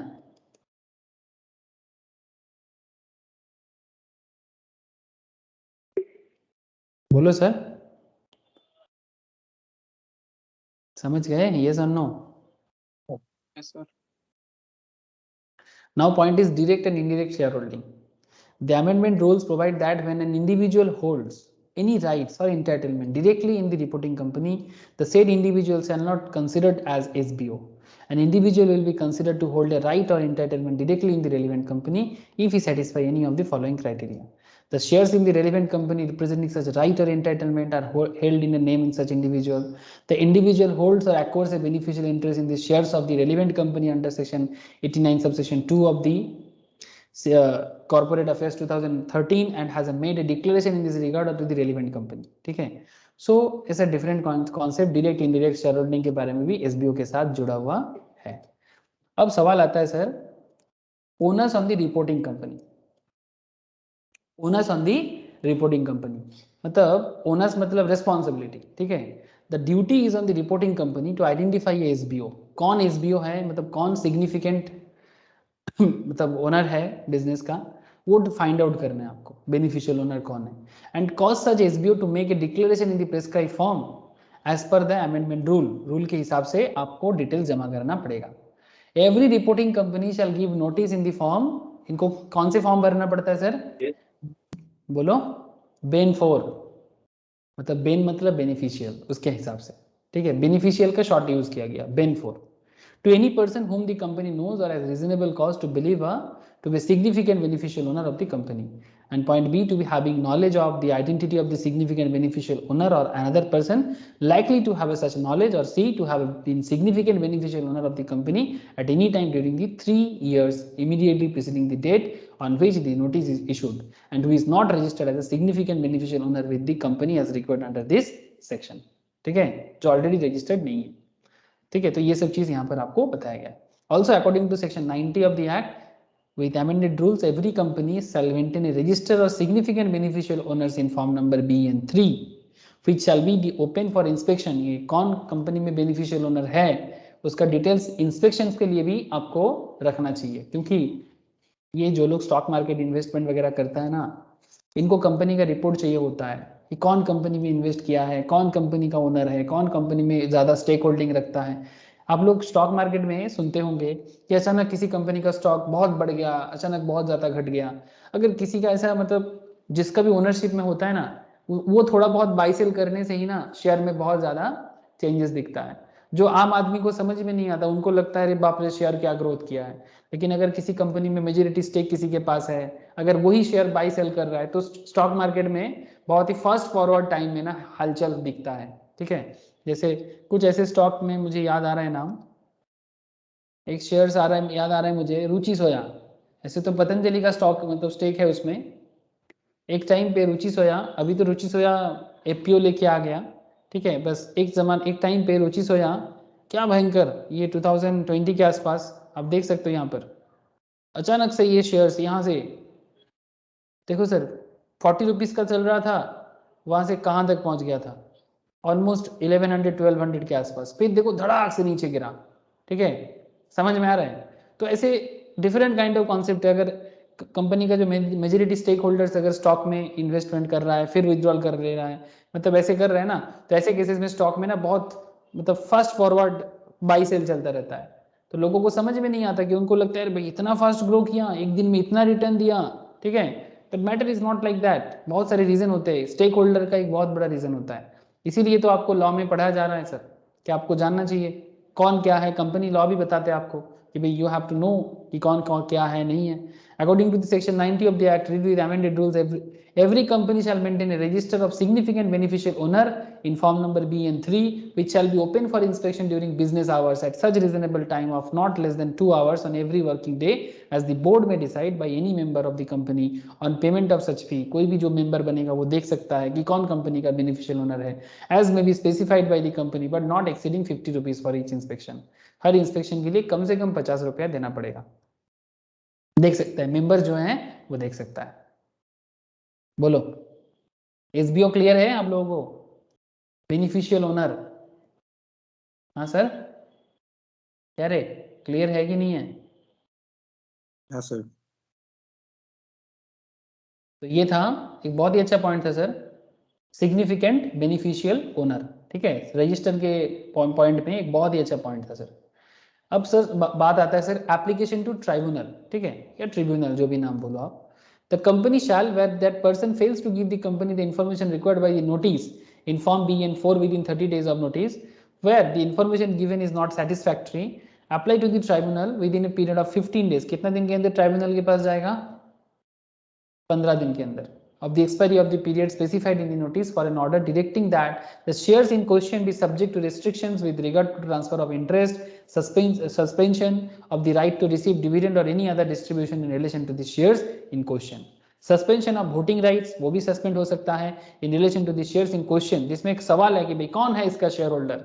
ठीक है, अगर इसमें मतलब सस्पेक्शन है तो सस्पेंड भी हो सकते हैं। Any other restriction on all or any of the right attached with the shares in question, जिसके शेयर्स के सवाल हो जाएगा, ऐसे केसेस में सस्पेंशन भी लग सकता है। ठीक है, तो कंपनी ट्राइब्यूनल के पास जा सकता है। ठीक है, अगर पर्सन फेल्स करते हैं कंपनी को इन्फॉर्मेशन देने में, ठीक है, तो ऐसे केसेस में ओनरशिप ढूंढने में मुश्किल हो सकता है। ये बेसिकली मतलब corporate governance failure. On any application made under subsection 7, the tribunal may, after giving an opportunity of being heard to the parties concerned, make such order restricting the rights attached with the shares within a period of 60 days of receipt of application or such other period as may be prescribed। ये सब days बहुत vital है, कितना दिन के अंदर कब किसको रिपोर्ट करना पड़ेगा, ये सब चीजें बहुत वाइटल होता है sir. The company or the person aggrieved by the order of the tribunal may make an application to the tribunal for relaxation or lifting of the restriction placed within a period of 1 year from the date of such order। मतलब order देने के 1 साल के अंदर वो restriction हटाने के लिए फिर से ट्राइब्यूनल के पास एप्लीकेशन जमा कर सकते हैं। ठीक है, क्योंकि उनके ऊपर बहुत सारा सस्पेंशन लग गया था ना, वो सस्पेंशन ऑर्डर शायद हटाया जा सकता है। तो यही सब चीजें आपको यहाँ पर बताया गया। डिक्लेरेशन बाय एसबीओ, ठीक है, सिग्निफिकेंट बेनिफिशियल ओनर जो होंगे वो क्या क्या डिक्लेयर करेगा। Every individual who is an SBO in the reporting company as on the date of commencement of the amendment rule is required to file a declaration with the reporting company in form B and 1 within 90 days from such commencement। In turn, the reporting company will be required to file the said disclosure with the register within 30 days of receiving it from SBO। तो बस कब किसको कितना दिन के अंदर क्या चीज सबमिट करना पड़ेगा, वही चीज यहाँ पर आपको बोला गया है। समझ में आ रहा है sir? SBO contravention by SBO, अगर सिग्निफिकेंट बेनिफिशियल ओनर किसी भी तरह का रूल तोड़ता है तो उनको क्या फाइन होता है। देखो, अगर कंट्रावेंशन एसबीओ के थ्रू से होता है, where any SBO fails to give required disclosure under SBO rules, then such individual shall be liable the following. जेल हो सकता है, imprisonment for a term which may extend to 1 year, 1 साल तक का जेल, which fine shall not be less than 1 lakh. 1 साल से कम मतलब 1 लाख से कम फाइन नहीं होगा, और 1 लाख का फाइन 10 लाख तक भी जा सकता है, डिपेंड करता है कि क्या वैल्यूएशन का मैटर है, या फिर दोनों, जेल और फाइन दोनों हो सकता है। Where the failure is continuous with the further fine which may extend to 1000 rupees for every day। Normally आप देखोगे कंपनी लॉ में कि ये 2013 कंपनीज लॉ ना फाइन के लिए जाना जाता है सर, पेनल्टीज के लिए। ठीक है, पर दिन गलती जितना बढ़ता जाएगा पर डे 1000 का फाइन लगेगा। Contravention of SBO provision of section 90 and SBO rules is compoundable.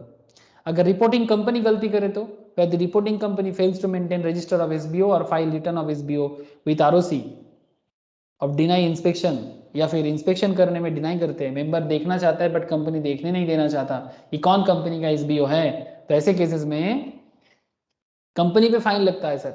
Company shall be liable for a fine which shell not be less then, कितना है सर, 10 लाख, और जो एक्सटेंड हो सकता है 50 लाख तक कंपनी के लिए। और जो भी ऑफिसर ये डिफॉल्ट करने में लायबल पकड़ा जाएगा उनको भी 10 लाख से लेके 50 लाख का फाइन दिया जा सकता है। आप समझ सकते हो एसबीओ कितना बड़ा चीज है। सिग्निफिकेंट बेनिफिशियल ओनरशिप बहुत बड़ी बात है सर, कंपनी का बिजनेस इधर उधर हो जाता है। जहां पर फेलियर कंटिन्यू रहेगा ऑफिसर इन डिफॉल्ट या कंपनी के लिए एवरी डे के लिए 1000 टका फाइन चलता जाएगा। ठीक है, contribution by company and officer in default of provision section 90 and SBO rule is compoundable. ठीक है, कंपाउंड होता रहता है सर। नोट, वेयर एसबीओ और the officer in default intentionally furnishes any false और इनकरेक्ट इंफॉर्मेशन और सप्रेस या फिर किसी भी डेटा को छुपाते हैं, मेटेरियल इंफॉर्मेशन फैक्ट को, मतलब इंपॉर्टेंट इंफॉर्मेशन को छुपाते हैं, सप्रेस करते हैं, इनकरेक्ट देते हैं, then they will be liable to fraud under section companies act, that is 447 में फ्रॉड का सेक्शन आता है सर। गवर्नमेंट कंपनी में एग्जेम्प्ट होता है, बट उस गवर्नमेंट कंपनीज के केस में फिर से वही वाला बात, अगर वो फाइनेंशियल स्टेटमेंट सेक्शन 137 के हिसाब से फाइल नहीं करता या फिर एनुअल रिटर्न सबमिट नहीं करता, तो ऐसे केसेस में उनका ये एग्जेम्पशन हटा दिया जाएगा। ठीक है, एंड दी इस पर्टिकुलर एरिया में रजिस्टर में section 91 the last section in this point, power to close register of members और डिवेंचर होल्डर और अदर सिक्योरिटी होल्डर। मतलब ये रजिस्टर क्लोज करने का क्या पावर, मतलब मेंबर्स मतलब इक्विटी वाले, डिवेंचर होल्डर्स के पास या फिर सिक्योरिटी होल्डर्स के पास, बाकी अदर सिक्योरिटीज के पास क्या पावर है। The said section is divided into two parts. Subsection 1 deals with the time limits for which the register of member is allowed to be closed, and subsection 2 mention the penalty for contravention of the provision of subsection 1. मतलब subsection 1 तोड़ने से क्या सजा मिलेगा। तो according to section 91 subsection 1 एक company में close the register of member or debenture holder and other security holder by giving minimum 7 days notice. जब भी आप रजिस्टर क्लोज करते हो आपको कम से कम 7 दिन का नोटिस देना चाहिए of such lesser period or such lesser period as specified by SEBI. कौन? सेबी जो स्पेसिफाई करेगा, security exchange board of India. 7 दिन या फिर अगर 7 दिन से कम है तो सेबी जो बोलेगा उसके हिसाब से आप बता दो, इन्फॉर्म कर दो और उसके बाद ही आप उसको क्लोज करो। Section 91 subsection 1 further states that the register may be closed for any period not exceeding 30 days. अगर रजिस्टर क्लोज रहेगा तो कम से कम 30 दिन से ज्यादा नहीं। ठीक है, at any one time for an aggregate period of 45 days in 1 year. पूरा साल में 45 दिन से कम, मतलब पूरा साल भर में 45 दिन मैक्सिमम हो सकता है। ठीक है, one time and for an aggregate period, पूरा साल पीरियड में 45 दिन मतलब रजिस्टर ऑफ हो सकता है। लेकिन जब भी रजिस्टर ऑफ रखोगे, कौन? कंपनी। ठीक है, रजिस्टर अगर ऑफ रहेगा तो उसके लिए इंटीमेशन देना पड़ेगा। ठीक है, section 91 subsection 2 sets out that if the register is closed without giving the notice as prescribed in subsection 1 or after giving a shorter notice then the so provided or for continuous period of aggregate period in excess of the limits specified in that subsection, the company and every officer of the company जो भी गलती करेगा penalty लगेगा 5000 टका per day. मजाक नहीं है sir, subject to maximum 1 lakh during which register is kept closed. However, the offence is compoundable offence under section 441 under the Companies Act 2013. समझ में आ रहा है सर? पेनल्टी एकदम जबरदस्त, मतलब कितना इंपॉर्टेंट है। पेनल्टी से समझ सकते हो कि ये रियल लाइफ में कितना वाइटल पॉइंट है। और एक बात sir, according to rule 10 of the company's management and administration rule 2014, a company closing the register of the members or register of the debenture holder or register of the other security holder shall give at least 7 days previous notice if such company is a listed company. Listed मतलब stock market listed, or intends to get its security listed by advertisement at least once in a vernacular newspaper. Vernacular मतलब आप समझते हो, जो भी उस area का local Bengali, Hindi newspaper या फिर principal vernacular language of the district, उस पर्टिकुलर डिस्ट्रिक्ट में कौन सी लैंग्वेज यूज होते हैं, and having a wide circulation in the place where the registered office of the company is situated, and at least once in English language in an English newspaper circulating in that district, and having wide circulation in the place where the registered office of the company is situated, and publish the notice on the website as may be notified by the central government and on the website if any of the company sub rule 1 में बोला गया है। मतलब भाई जो भी करो, register बंद करना है करो, बंद रखना है कितना दिन के लिए बंद रखना है जो भी करो, बट रजिस्टर न्यूज मतलब न्यूज़पेपर में एक एडवर्टाइजमेंट कर दो भाई, ठीक है, ताकि लोगों को पता चल जाए कि रजिस्टर ऑफ रहेगा। It is important to note here that the private companies have been exempted from issuing public notice in newspaper. अगर कंपनी प्राइवेट है तो उनको exempted रखा गया है, provided it issues 7 days notice to its member before affecting closure to the register. Rule section 10 subsection 2 Companies Management Administration Rule 2014 में बताया गया है। 7 दिन के लिए उनको नोटिस देना पड़ेगा मेंबर्स को, उसके बाद ही प्राइवेट कंपनी करेगा, लेकिन प्राइवेट कंपनीज को न्यूज़पेपर में ऐड देने का जरूरत, नोटिस देने का जरूरत नहीं है। बोलो सर, रजिस्टर का A to Z कर लिए कि क्या है रजिस्टर, कौन कौन रजिस्टर में आ सकता है, क्या बताना पड़ता है, कौन से सेक्शंस है, समझ में कुछ आया या फिर दिमाग के ऊपर से चला गया? बोलो।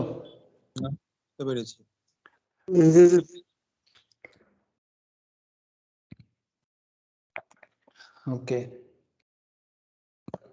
सर, एनुअल रिटर्न थोड़ा सा स्टार्ट करेंगे, ठीक है, चलो sir. What is annual return? What is annual return sir? Sir annual return company को सबमिट करना पड़ता है, कंपनी अपना डिटेल्स एवरी ईयर सबमिट करेगा कि भाई कंपनी क्या है, कितना बिजनेस कर रहा है, कौन कौन मेंबर है, कितना मेंबर्स है, जो भी कंपनी के इंपॉर्टेंट डिटेल्स वगैरह सब सबमिट करना पड़ता है। मैं आपको समझाता हूँ अभी।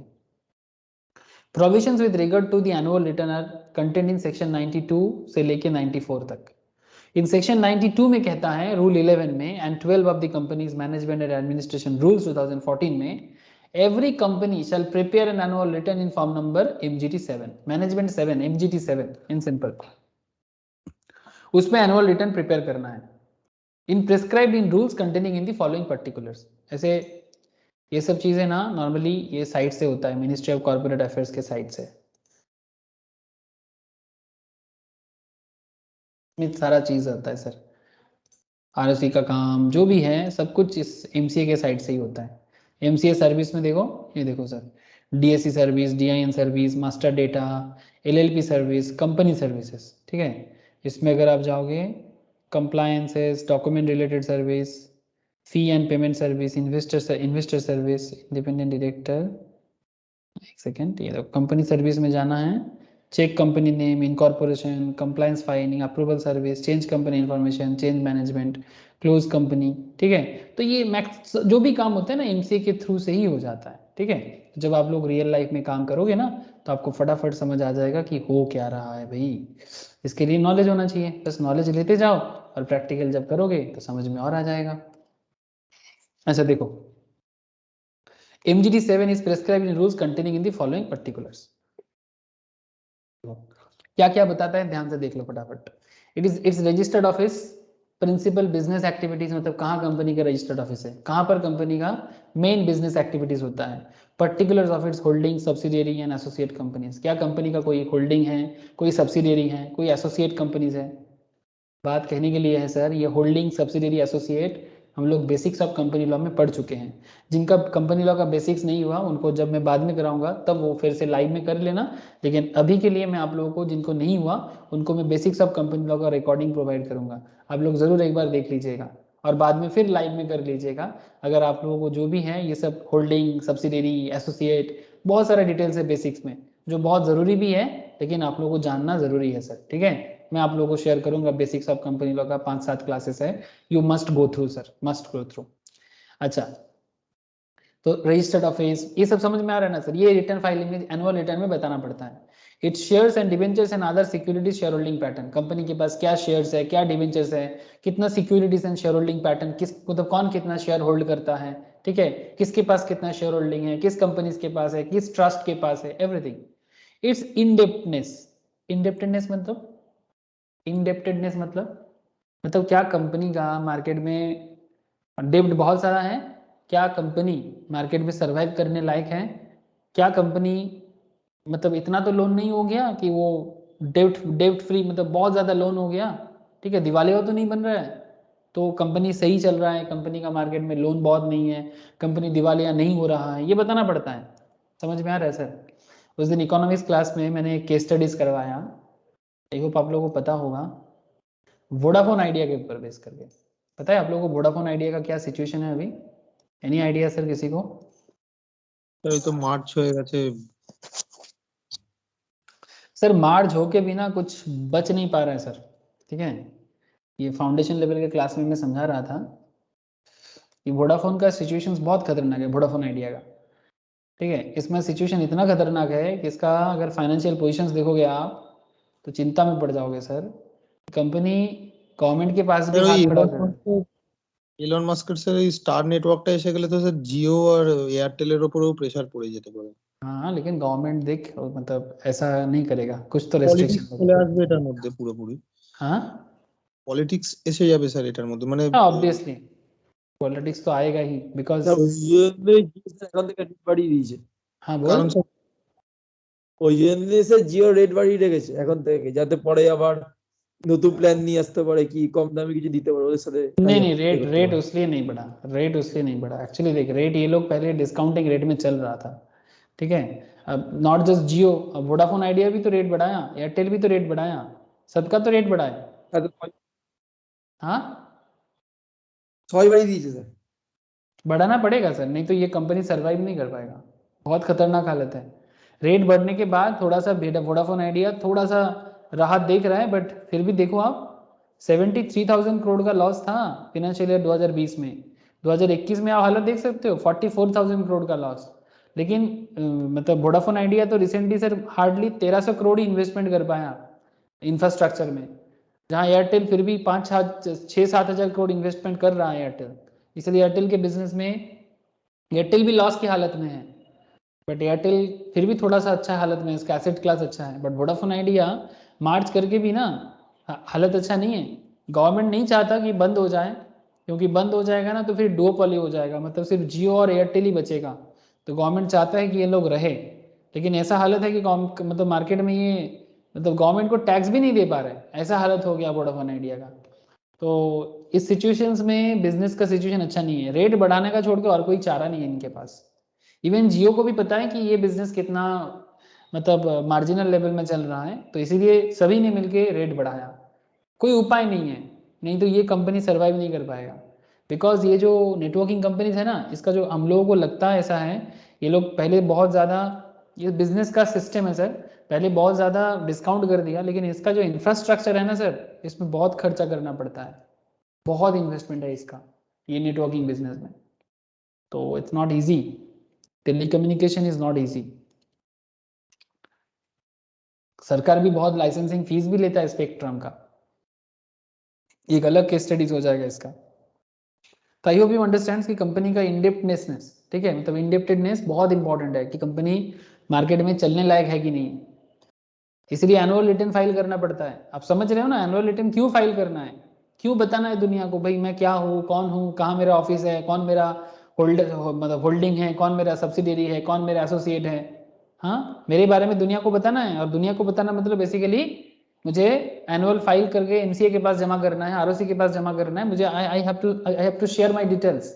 आई हैव मतलब कंपनी को, कंपनी किसका कितना शेयर होल्ड करता है, कितना डिवेंचर होल्ड करता है, कितना सिक्योरिटीज का मैटर है, क्या शेयर होल्डिंग पैटर्न है, इंडिपेंडेंस है या नहीं है, its members and debenture holding holders along with the change therein since the close of the previous financial year, कुछ चेंजेस हुआ है कि नहीं हुआ है, promoters, directors, KMPs, CA CS CMA वाले, हाँ सर, की मैनेजरियल पर्सनल, कंपनी का जो कंपनी सेक्रेटरीज होते हैं, जो सीएफओ चीफ फाइनेंशियल ऑफिसर्स होते हैं, मैनेजिंग डायरेक्टर्स होते हैं, इनके बारे में since the close of the financial year कौन चेंज हुआ है, क्या प्रोमोटर बदला है कि नहीं, ठीक है।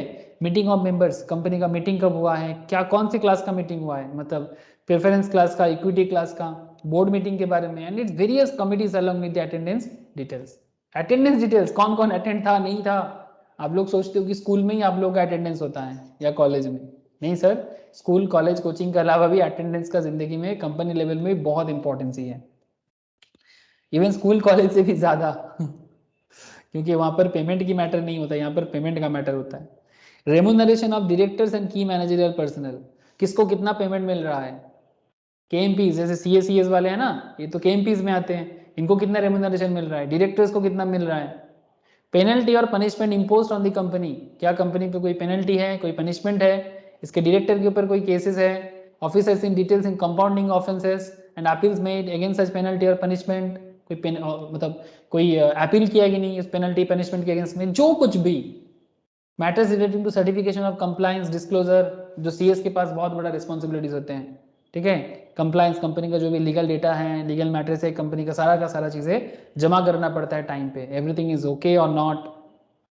Details in respect of shares held by or on behalf of the foreign institutional investors. FII, company में एफआईआई कितना होल्ड कर रहा है, including their name, address, country और incorporation, registration and percentage of share holding held by them, कौन है, कितना share hold करता है, एवरीथिंग। समझ में आ रहा है सर? एफआईआई कौन होते हैं? Foreign institutional investors. ऐसे वोडाफोन आइडिया का होल्डिंग्स देखते हैं, चलो। তো যেটা है স্যার কি এই যে নিয়ে এইগুলো যে জমা করছে মানে অ্যানুয়াল রিটার্নে যেগুলো জমা করতে হবে যেগুলো বলছিলেন, তা এগুলো কি সব প্রমাণ সহ জমা করতে হয় যে আদৌ সব সত্যি কিনা? ऑब्वियसली प्रमाण समेत। सीएस का काम क्या है? Chartered accountant legal audit document report तो सब देगा, चार्टर्ड अकाउंटेंट ऑडिट रिपोर्ट देगा, ठीक है, समझो सर बात को। सीए देगा ऑडिट रिपोर्ट, फाइनेंस का मैटर बताएगा, ठीक है। सीएस देखेगा कॉर्पोरेट गवर्नेंस, लीगल मैटर, ठीक है, कंपनी का सारा कॉर्पोरेट मैटर, गवर्नेंस मैटर देखेगा। और सीए में देगा कॉस्ट रिपोर्ट, ठीक है, cost as well as accounts, ये बहुत सारा काम इनके पास होता है। तो तब जाके कंपनी का डिटेल सबमिट होता है, ठीक है। और अगर कुछ भी गिल्टी मिलता है ना, कुछ भी डिफॉल्ट होता है, तो ये केएमपीस को नहीं छोड़ा जाएगा। इस बार सुना है आप लोगों ने 30 से ज्यादा चार्टर्ड अकाउंटेंट का लाइसेंस छीना गया, हाँ, जेल भी डाला তো गया। বলছিলেন 100 জনের মতন নাকি নিয়ে নিয়েছে। TCAs अंडर गिल्टी, ये मोस्ट प्रोबेबली महाराष्ट्र में ऐसे कुछ कई जगह में, ठीक है। तो बहुत सारा, इवन रिसेंटली और एक केस हुआ है, एक चार्टर्ड अकाउंटेंट ने जीएसटी का जो आईटीसी होता है, आप लोग जो लोग जीएसटी क्लास करते हो दे मस्ट नो, आईटीसी होता है ना जीएसटी में, इनपुट टैक्स क्रेडिट, 90 करोड़ का फेक आईटीसी दिखाया था, फेक आईटीसी 90 करोड़ का, जेल कर दिया सर, लाइसेंस भी छीन लिया। गलती पकड़, जब देखो सर ऐसे तो गलतियां होते रहते हैं, we all know about this things, but जब पकड़ में आ जाए ना, और अगर गवर्नमेंट कभी थोड़ा रेस्ट्रिक्टेड आ जाए ना, थोड़ा रेस्ट्रिक्शन के साथ, जब गवर्नमेंट को कभी सब साफ सुथरा करना हो, ठीक है, तो ऐसे पहले से ज़्यादा हो रहा है सर, अभी थोड़ा सा डर हो गया है लोगों को। मतलब पहले तो इन लोगों के पास पावर है ना, तो कर सकता है ये लोग, लेकिन पावर का मिसयूज जब भी करने, और अगर कभी गवर्नमेंट का दिमाग सटका जाए ना, जब चल नहीं रहा है तब कोई बात नहीं, लेकिन जिस दिन दिमाग को बोलते हैं ना, वो अजय देवगन का एक बड़ा फेमस डायलॉग है कि आजा आथा माजी सटक ली ना, क्या बोलते हैं उसको, क्या बोलते हैं जानते हो आप लोग? आता माजी सटक ली। तो जिस दिन माथा सटक जाएगा, हाँ, उस दिन बैम्बू हो जाएगा। सर बोलो सर, समझ में आ रहा है कि क्या चीज़ें आप लोगों को एनुअल रिपोर्ट में जमा करना पड़ता है? हाँ, ये लास्ट वाला पॉइंट समझ में आया? फॉरेन इंस्टीट्यूशनल इन्वेस्टर्स का डेटा, ठीक है, जैसे आपको मैंने अभी दिखाया ना, ये वोडाफोन आइडिया का भी देख लो, इसका एफआईआई होल्डिंग है 4.04%। अब ये तो समरी डेटा है, आपको इसका डिटेल्स में मिल जाएगा कंपनी का रिपोर्ट में, कंपनी के साइट में जाओ आपको डिटेल्स मिल जाएगा, कंपनी का एनुअल रिपोर्ट देखो, समझ में आ जाएगा कि कितना फॉरेन इंस्टीट्यूशन होल्ड कर रहा है, कितना रिटेल है, मतलब हम आप जैसे लोग 22%, domestic institution like LIC, mutual fund वगैरह 0.36%। म्यूचुअल फंड होल्डिंग देखो वोडाफोन आइडिया में 72%, नहीं प्रोमोटर का है 72, म्यूचुअल फंड का है 1.18। समझ रहे हो? ऐसे डिफरेंट कंपनीज का दिख जाएगा आपको। और किसका देखना चाहते हो? स्टेट बैंक का देखना चाहते हो? चलो दिखा देते हैं अभी आपको। বোঝা যাচ্ছে সবাই को बोलना, समझ में आ रहा है कि नहीं आ रहा है? হ্যাঁ सर। ये देखो सर, ये स्टेट बैंक का होल्डिंग पैटर्न देख लो, इसका ऐसे आप किसी का भी चेक कर सकते हो। प्रोमोटर होल्डिंग है 57%, ठीक है, मतलब गवर्नमेंट एंड जो भी इनका प्रोमोटिंग ग्रुप में है। म्यूचुअल फंड का है 13%, domestic institution like LIC, AMCs वगैरह, इनका मिला जुला के हैं 11.13। फॉरेन इंस्टीट्यूशनल FII, ये इसके बारे में यहाँ पर बताया 10.55। रिटेल हम आप जैसे लोगों का है सिर्फ 7.66%। शेयर मार्केट रेगुलर बेसिस में चलाते हैं रिटेल वाले, ठीक है, ये जो ट्रेडिंग वगैरह होता है ना, उसमें रिटेल वाले ही काम करते हैं, लेकिन शेयर मार्केट में जब भी आप अप एंड डाउन देखते हो ना, उसके पीछे काम होता है इनका, institutional investment, foreign institutional, domestic institutions, mutual fund institutions, ठीक है।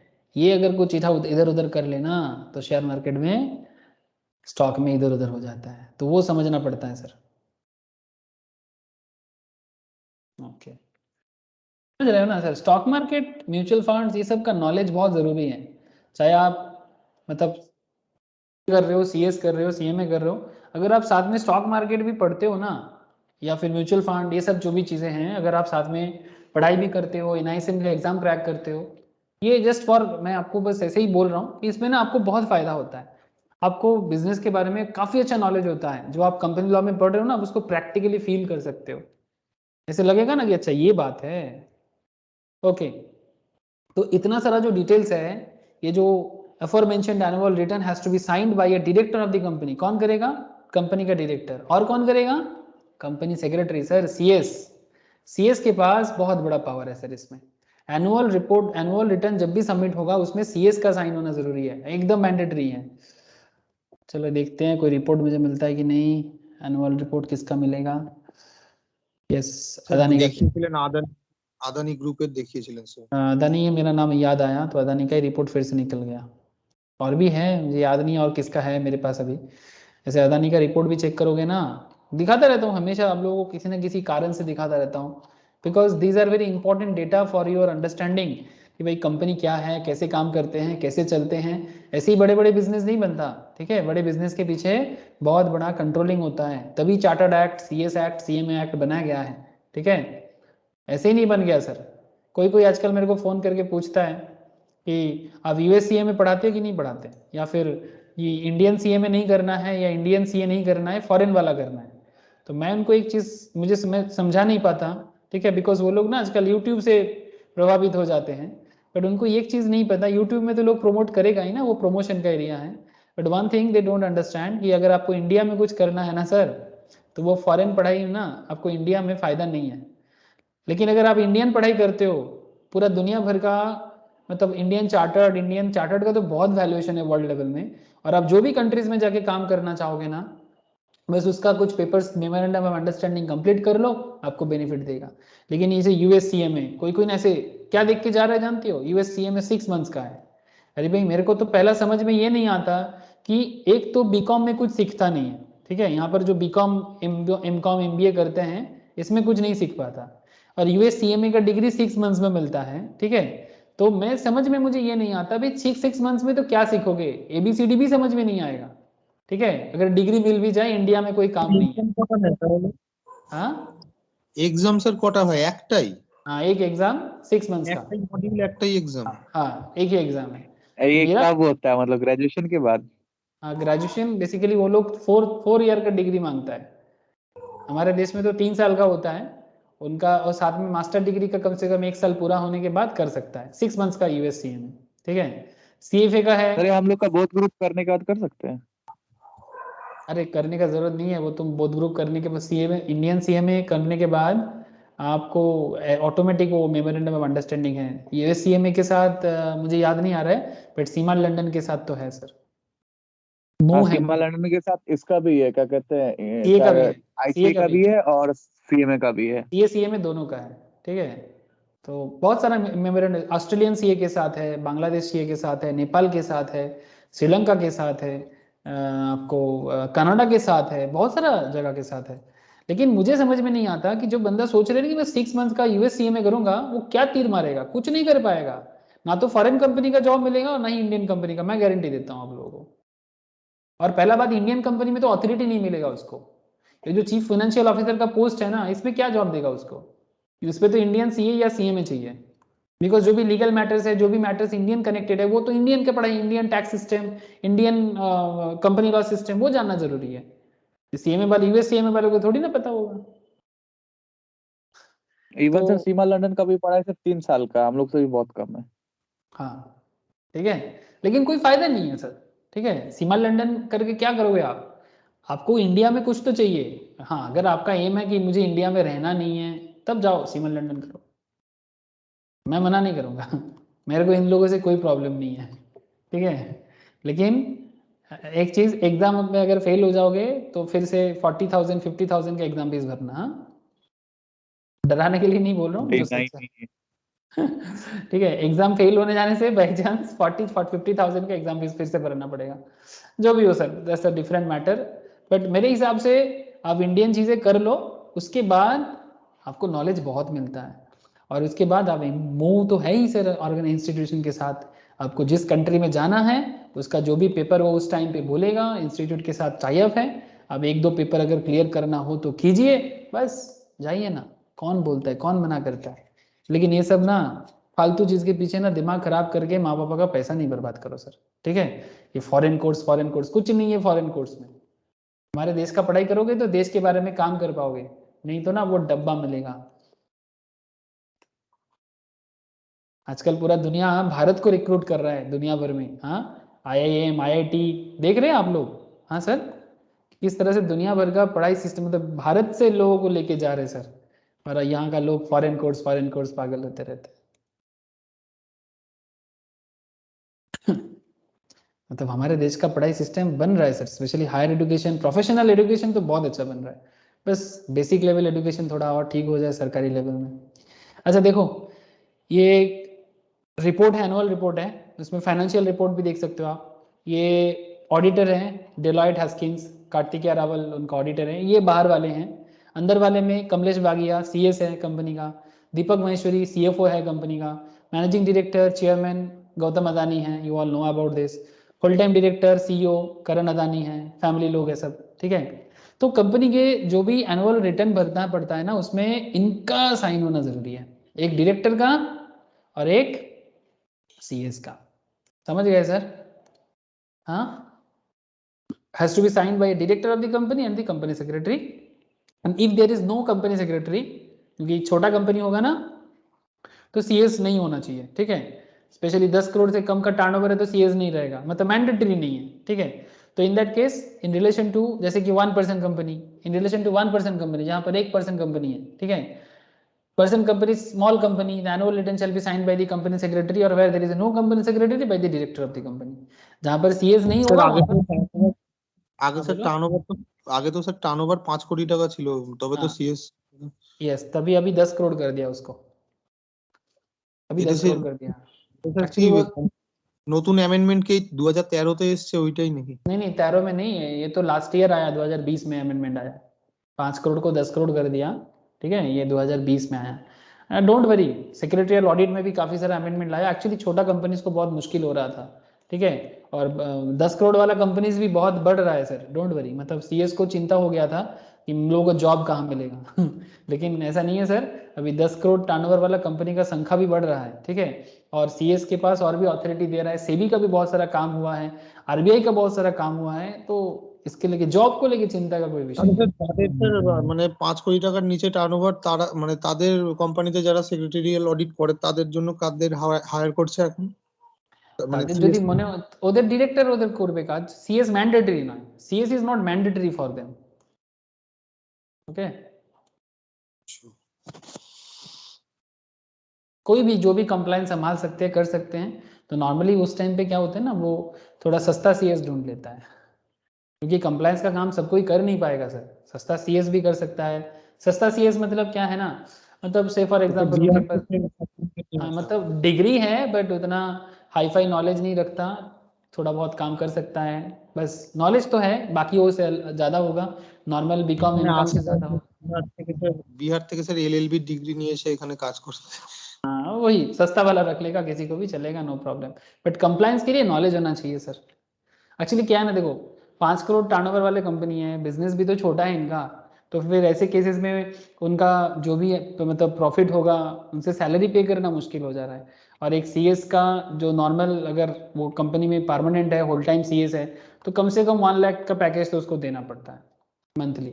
ठीक है, तो ऐसे केसेस में स्मॉल कंपनीज को बहुत मुश्किल पड़ रहा है कि एनुअल 12 लाख 14 लाख का package, it's really hard for them. ठीक है, अगर कोई छोटा मोटा में 50,000 60-70,000 में काम करने के लिए रेडी है, इट्स ओके, अगर मिल जाता है करके, कोई ना कोई तो करता है सर। लेकिन वो मैंडेटरी कर देने से ना CS भी छोड़ता नहीं है। तो ये बहुत सारा केसेस हुआ पार्लियामेंट में, बहुत हलचल हुआ सर, तब जाके बाद में गवर्नमेंट सोचा ठीक है भाई बिजनेस रहेगा तब ना सीएस रहेगा। हाँ सर, कौन चाहता पहले, बिजनेस पहले कि सीएस पहले बताओ? बिजनेस। Sir business. हाँ बस बिजनेस बचेगा तो सीएस सीएस सीएमए सब बचेगा, ठीक है। सीएमए का टैगलाइन बड़ा अच्छा है, जानते हो ना, behind every successful business there is. Business নাম আসলে সিএসিএসিএমও তো বিজনেস খুলতে পারে নিজস্ব, প্রবলেম তো হবে না। हाँ वो बिजनेस खोल सकता है, लेकिन तब वो सीएस सीएस सीएमए नहीं कहलाएगा, ठीक है, तब वो बिजनेसमैन कहलाएगा। बिजनेसमैन हो जाएगा। हाँ तब वो बिजनेसमैन होगा। जैसे कुमार मंगलम बिरला जो आइडिया पैंटालून्स का जो ओनर है सर, आदित्य बिरला, नाम तो सुने हो सर, ठीक है, वो कुमार राकेश मंगलम बिरला, झुनझुनवाला। राकेश झुनझुनवाला, ठीक है। राकेश झुनझुनवाला अब सीए का काम थोड़ी ना करता है, वो तो इन्वेस्टर है, ठीक है। या फिर कुमार मंगलम बिरला, ठीक है, बिरला ग्रुप का, वो भी सीए है। बहुत सारे ऐसे famous CA top level businessman बना है सर। बस वो नॉलेज काम आ गया। हाँ बस नॉलेज ही तो काम आता है। झुनझुनवाला कैसे समझ गया सब कुछ, नॉलेज के। या फिर मोतीलाल ओसवाल, हाँ सर, वर्ल्ड क्लास म्यूचुअल मतलब कंपनीज म्यूचुअल फंड में है, स्टॉक मार्केट पोर्टफोलियो मैनेजमेंट में है, एएमसी है, हाँ they are top level chartered accountants, ठीक है। मतलब आप लोग गूगल कर सकते हो कि चार्टर्ड अकाउंटेंट्स या टॉप लेवल बिजनेसमैन बना है, बहुत सारा मिल जाएगा आपको, because they have knowledge, superior knowledge होते हैं इनके पास, अगर वो यूज करना चाहे तो। अगर सिर्फ डिग्री के लिए बस थोड़ बोड़ी खारा खाड़ा बोड़ी थोड़, समझते हो, मतलब वही रटते रटते पास हो रहा है, तब कोई काम का नहीं। मतलब वो घस घस के कोई ना चीज घस घस के हो जाता है ना, वैसा नहीं, नॉलेज के साथ स्मार्ट वर्क। ओके सर, आगे बढ़ते हैं। Subsection 2 of section 92 read with rule 11 subsection 2 of the company's management administration rule 2014 provides that the annual return filed by a listed company or a company having paid up share capital of 10 crore or more or a turnover of 50 crore or more shall be certified by a CS in practice and this मतलब CS in practice membership होना चाहिए उनके पास। हाँ बहुत लोग पास कर जाते हैं, मेंबरशिप नहीं लेते, वैसा वाला नहीं, ठीक है। जैसे टीचर वगैरह बन जाते हैं ना मेरे तरह, तो उनके लिए नहीं, जो प्रैक्टिसिंग करते हैं। And the certificate shall be in the form MGT 8. It must state that the annual return disclosed the fact correctly and adequately and the company has complied with all the provision of the act. ठीक है, इस तरह का cases है sir. Every company shall place a copy of the annual return on the website of the company if any, and the web link of such annual return shall be disclosed in the board report. Copy of annual return shall be filed with the ROC within 60 days. याद रखिएगा, from the date on which the annual general meeting is held or where no AGM is held in any year within 60 days from the date on which the annual general meeting should have been held, along with the reasons for not holding AGM. Even अगर AGM नहीं होता है ना company का, तो reason बताना पड़ता है कि भाई क्यों AGM नहीं किया, ठीक है। ऐसे नहीं छोड़ता, AGM करना मैंडेटरी होता है नॉर्मली, लेकिन अगर किसी कारण से AGM नहीं होता है तो उसका रीजन दिखाना पड़ता है कि भाई इस कारण से हम लोगों ने AGM नहीं कर पाया। अगर आप प्राइवेट कंपनी हो, इस केस में क्या है, क्लॉज G ऑफ सबसेक्शन 1 और सेक्शन 92 क्या बताते हैं, aggregate amount of remuneration drawn by director, notification dated, इसके बारे में बताया। पेनल्टी फॉर कॉन्ट्रावेंशन, अच्छा तो बेसिकली प्राइवेट कंपनी के बारे में तो आपको बता दिया, यहाँ पर बताया sir. Provided that in relation to 1% company, small company and private company, if such private company is a startup, the annual return shall be signed by the CS, or where there is no CS, by the director of the company. The above exception or modification adoption shall be applicable to a private company which is not committed of default in filing its financial statements under section 137 or annual return under section 92 with the register. अगर वो file नहीं करता है तो फिर उसे भी भरना पड़ेगा। नोटिफिकेशन डेटेड 13 जून 2017 में बोला गया। अगर इंटरनेशनल फाइनेंशियल सर्विस सेंटर वाला पब्लिक कंपनी है, IFSC private company, subsection 3 section 92 shall not apply, मतलब उसके केस में ये भरने का जरूरत, एनुअल रिटर्न का जरूरत नहीं है, ठीक है। अगर कॉन्ट्रावेंट करता है तो section 92 subsection 5 of the act specify that if a company fails to file its annual return under subsection 4 before the expiry of the period specified therein, such company and its every officer who is in default 50,000 rupees का penalty भरने के लिए ready हो जाओ। जितना failure continuation रहेगा penalty और बढ़ता जाएगा, 1000 रुपीज पर डे, हाँ सर सॉरी 1000 नहीं 100 रुपीज, ठीक है, 100 rupees of each day during which such failure continues, थोड़ा कम है सर एनुअल रिटर्न के केस में। Subject to maximum of 5 lakh, अरे बाप रे मैक्सिमम 5 लाख तक कर दिया। If a company secretary in practice certifies the annual return otherwise than in accordance with this section and the rule made thereunder, he shall be punishable with fine which shall not be less than 50,000, कम से कम 50,000 का fine और जो maximum 5 lakh तक हो सकता है अगर CS ने किसी भी रूल रेगुलेशन तोड़ा तो, समझ गए सर? बोलो। एनुअल रिटर्न और सीएस की पावर समझ में आ रहा है आप लोगों को? कोई हाँ है कि सर। नहीं? चलो सर एक एग्जांपल देखते हैं और फिर आज का क्लास मतलब कंक्लूजन करते हैं।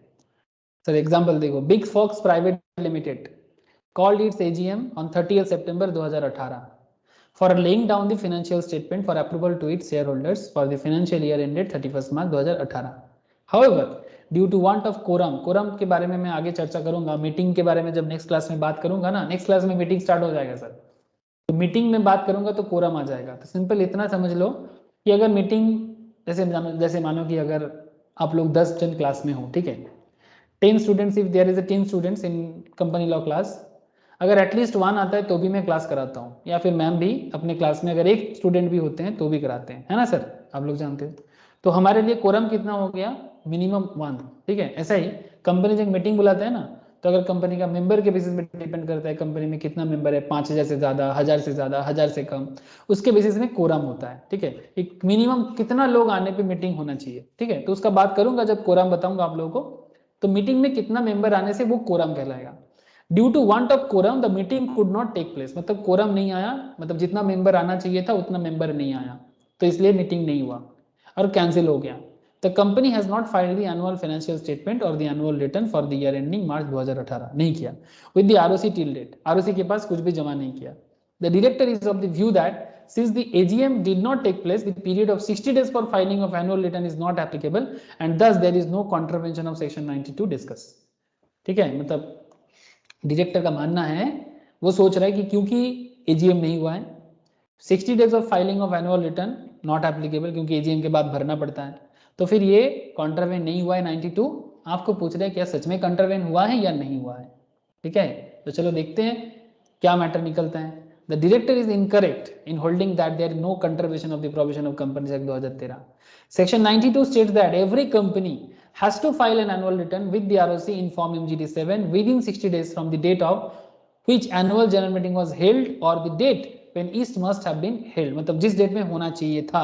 In the above case, the AGM meeting of Big Fox Private Limited should have been held by 30th September 2018, but it did not take place due to quorum नहीं आया। Thus, the company has contravened the provision of section 92 of the Companies Act 2013 and shall be liable for penalty specified in section 92 subsection 5 of the act। मतलब जिस दिन होना था उस दिन के बाद 60 दिन के अंदर उसको कर देना चाहिए था एनुअल रिटर्न का डिटेल्स, ठीक है, लेकिन फिर भी नहीं किया। मीटिंग नहीं हुआ वो अलग बात, बट मीटिंग होना चाहिए था, meeting must have been held, उस दिन से भी 60 दिन के अंदर आपको एनुअल रिटर्न भर देना चाहिए था एज पर सेक्शन 92। तो इस केस में ये जो अपना डायरेक्टर है ना, ये डायरेक्टर बिग फॉक्स का डायरेक्टर क्या है, गलत सोच रहा है सर, ठीक है, वो गलत है, उसको पेनल्टी भरना पड़ेगा, ठीक है। समझ में आया सर? बोलो, बिग फॉक्स का कॉन्सेप्ट समझ में आया कि नहीं आया? Yes sir. ओके, तो इसी तरह से आपको पढ़ते जाना है, तभी जाके क्वेश्चन भी इजी, कॉन्सेप्ट भी इजी, और आपका एग्जाम में अच्छा लिख लिख के प्रैक्टिस कीजिएगा। ये सब जो क्वेश्चन मैं करा दे रहा हूँ ना, आप मस्ट गो थ्रू भी करना और साथ में लिखिएगा। हाँ, मेन पॉइंट जो मैं गोला करते रहता हूँ, डेज, पेनल्टीज, ठीक है, sections, days, penalties and sections, the very important part for your company law, ठीक है। चाहे सीए का एग्जाम हो, सीएस का एग्जाम हो, सीएमए का एग्जाम हो, एग्जाम कोई भी हो, क्या फर्क पड़ता है? यू मस्ट नो कि आपको क्या करना है, क्योंकि आप लोग के एमपीज हो सर, आप लोगों को सब कुछ जानना चाहिए, आप लोग खास हो, कोई आम नहीं हो। अच्छा, नेक्स्ट दिन हम लोग कंपनी एनुअल रिटर्न में बाकी पार्ट करेंगे और फिर हम लोग चालू करेंगे उसके बाद, जैसे ये एनुअल रिटर्न हो जाए उसके बाद मीटिंग स्टार्ट करेंगे, ठीक है। मीटिंग, बड़ा मजा आएगा मीटिंग पे, ठीक है। ऐसे मजा अभी आ रहा होगा लेकिन मीटिंग में और मजा आएगा। ओके, বোঝা যাচ্ছে? बोलो सर। हाँ सर।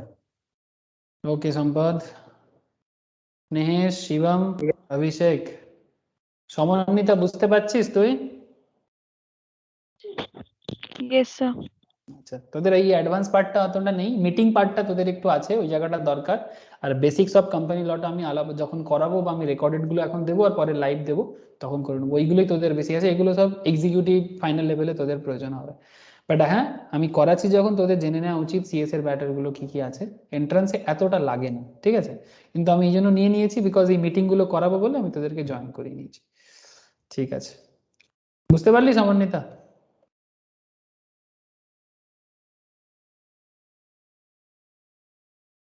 কিরে? ओके सर, ठीक है। ओके, कोई क्वेश्चन है तो करो, otherwise tata sir. Bye sir. Okay bye, tata भाई sir, sir bye bye Bye. Bye sir, good night. Bye sir, okay.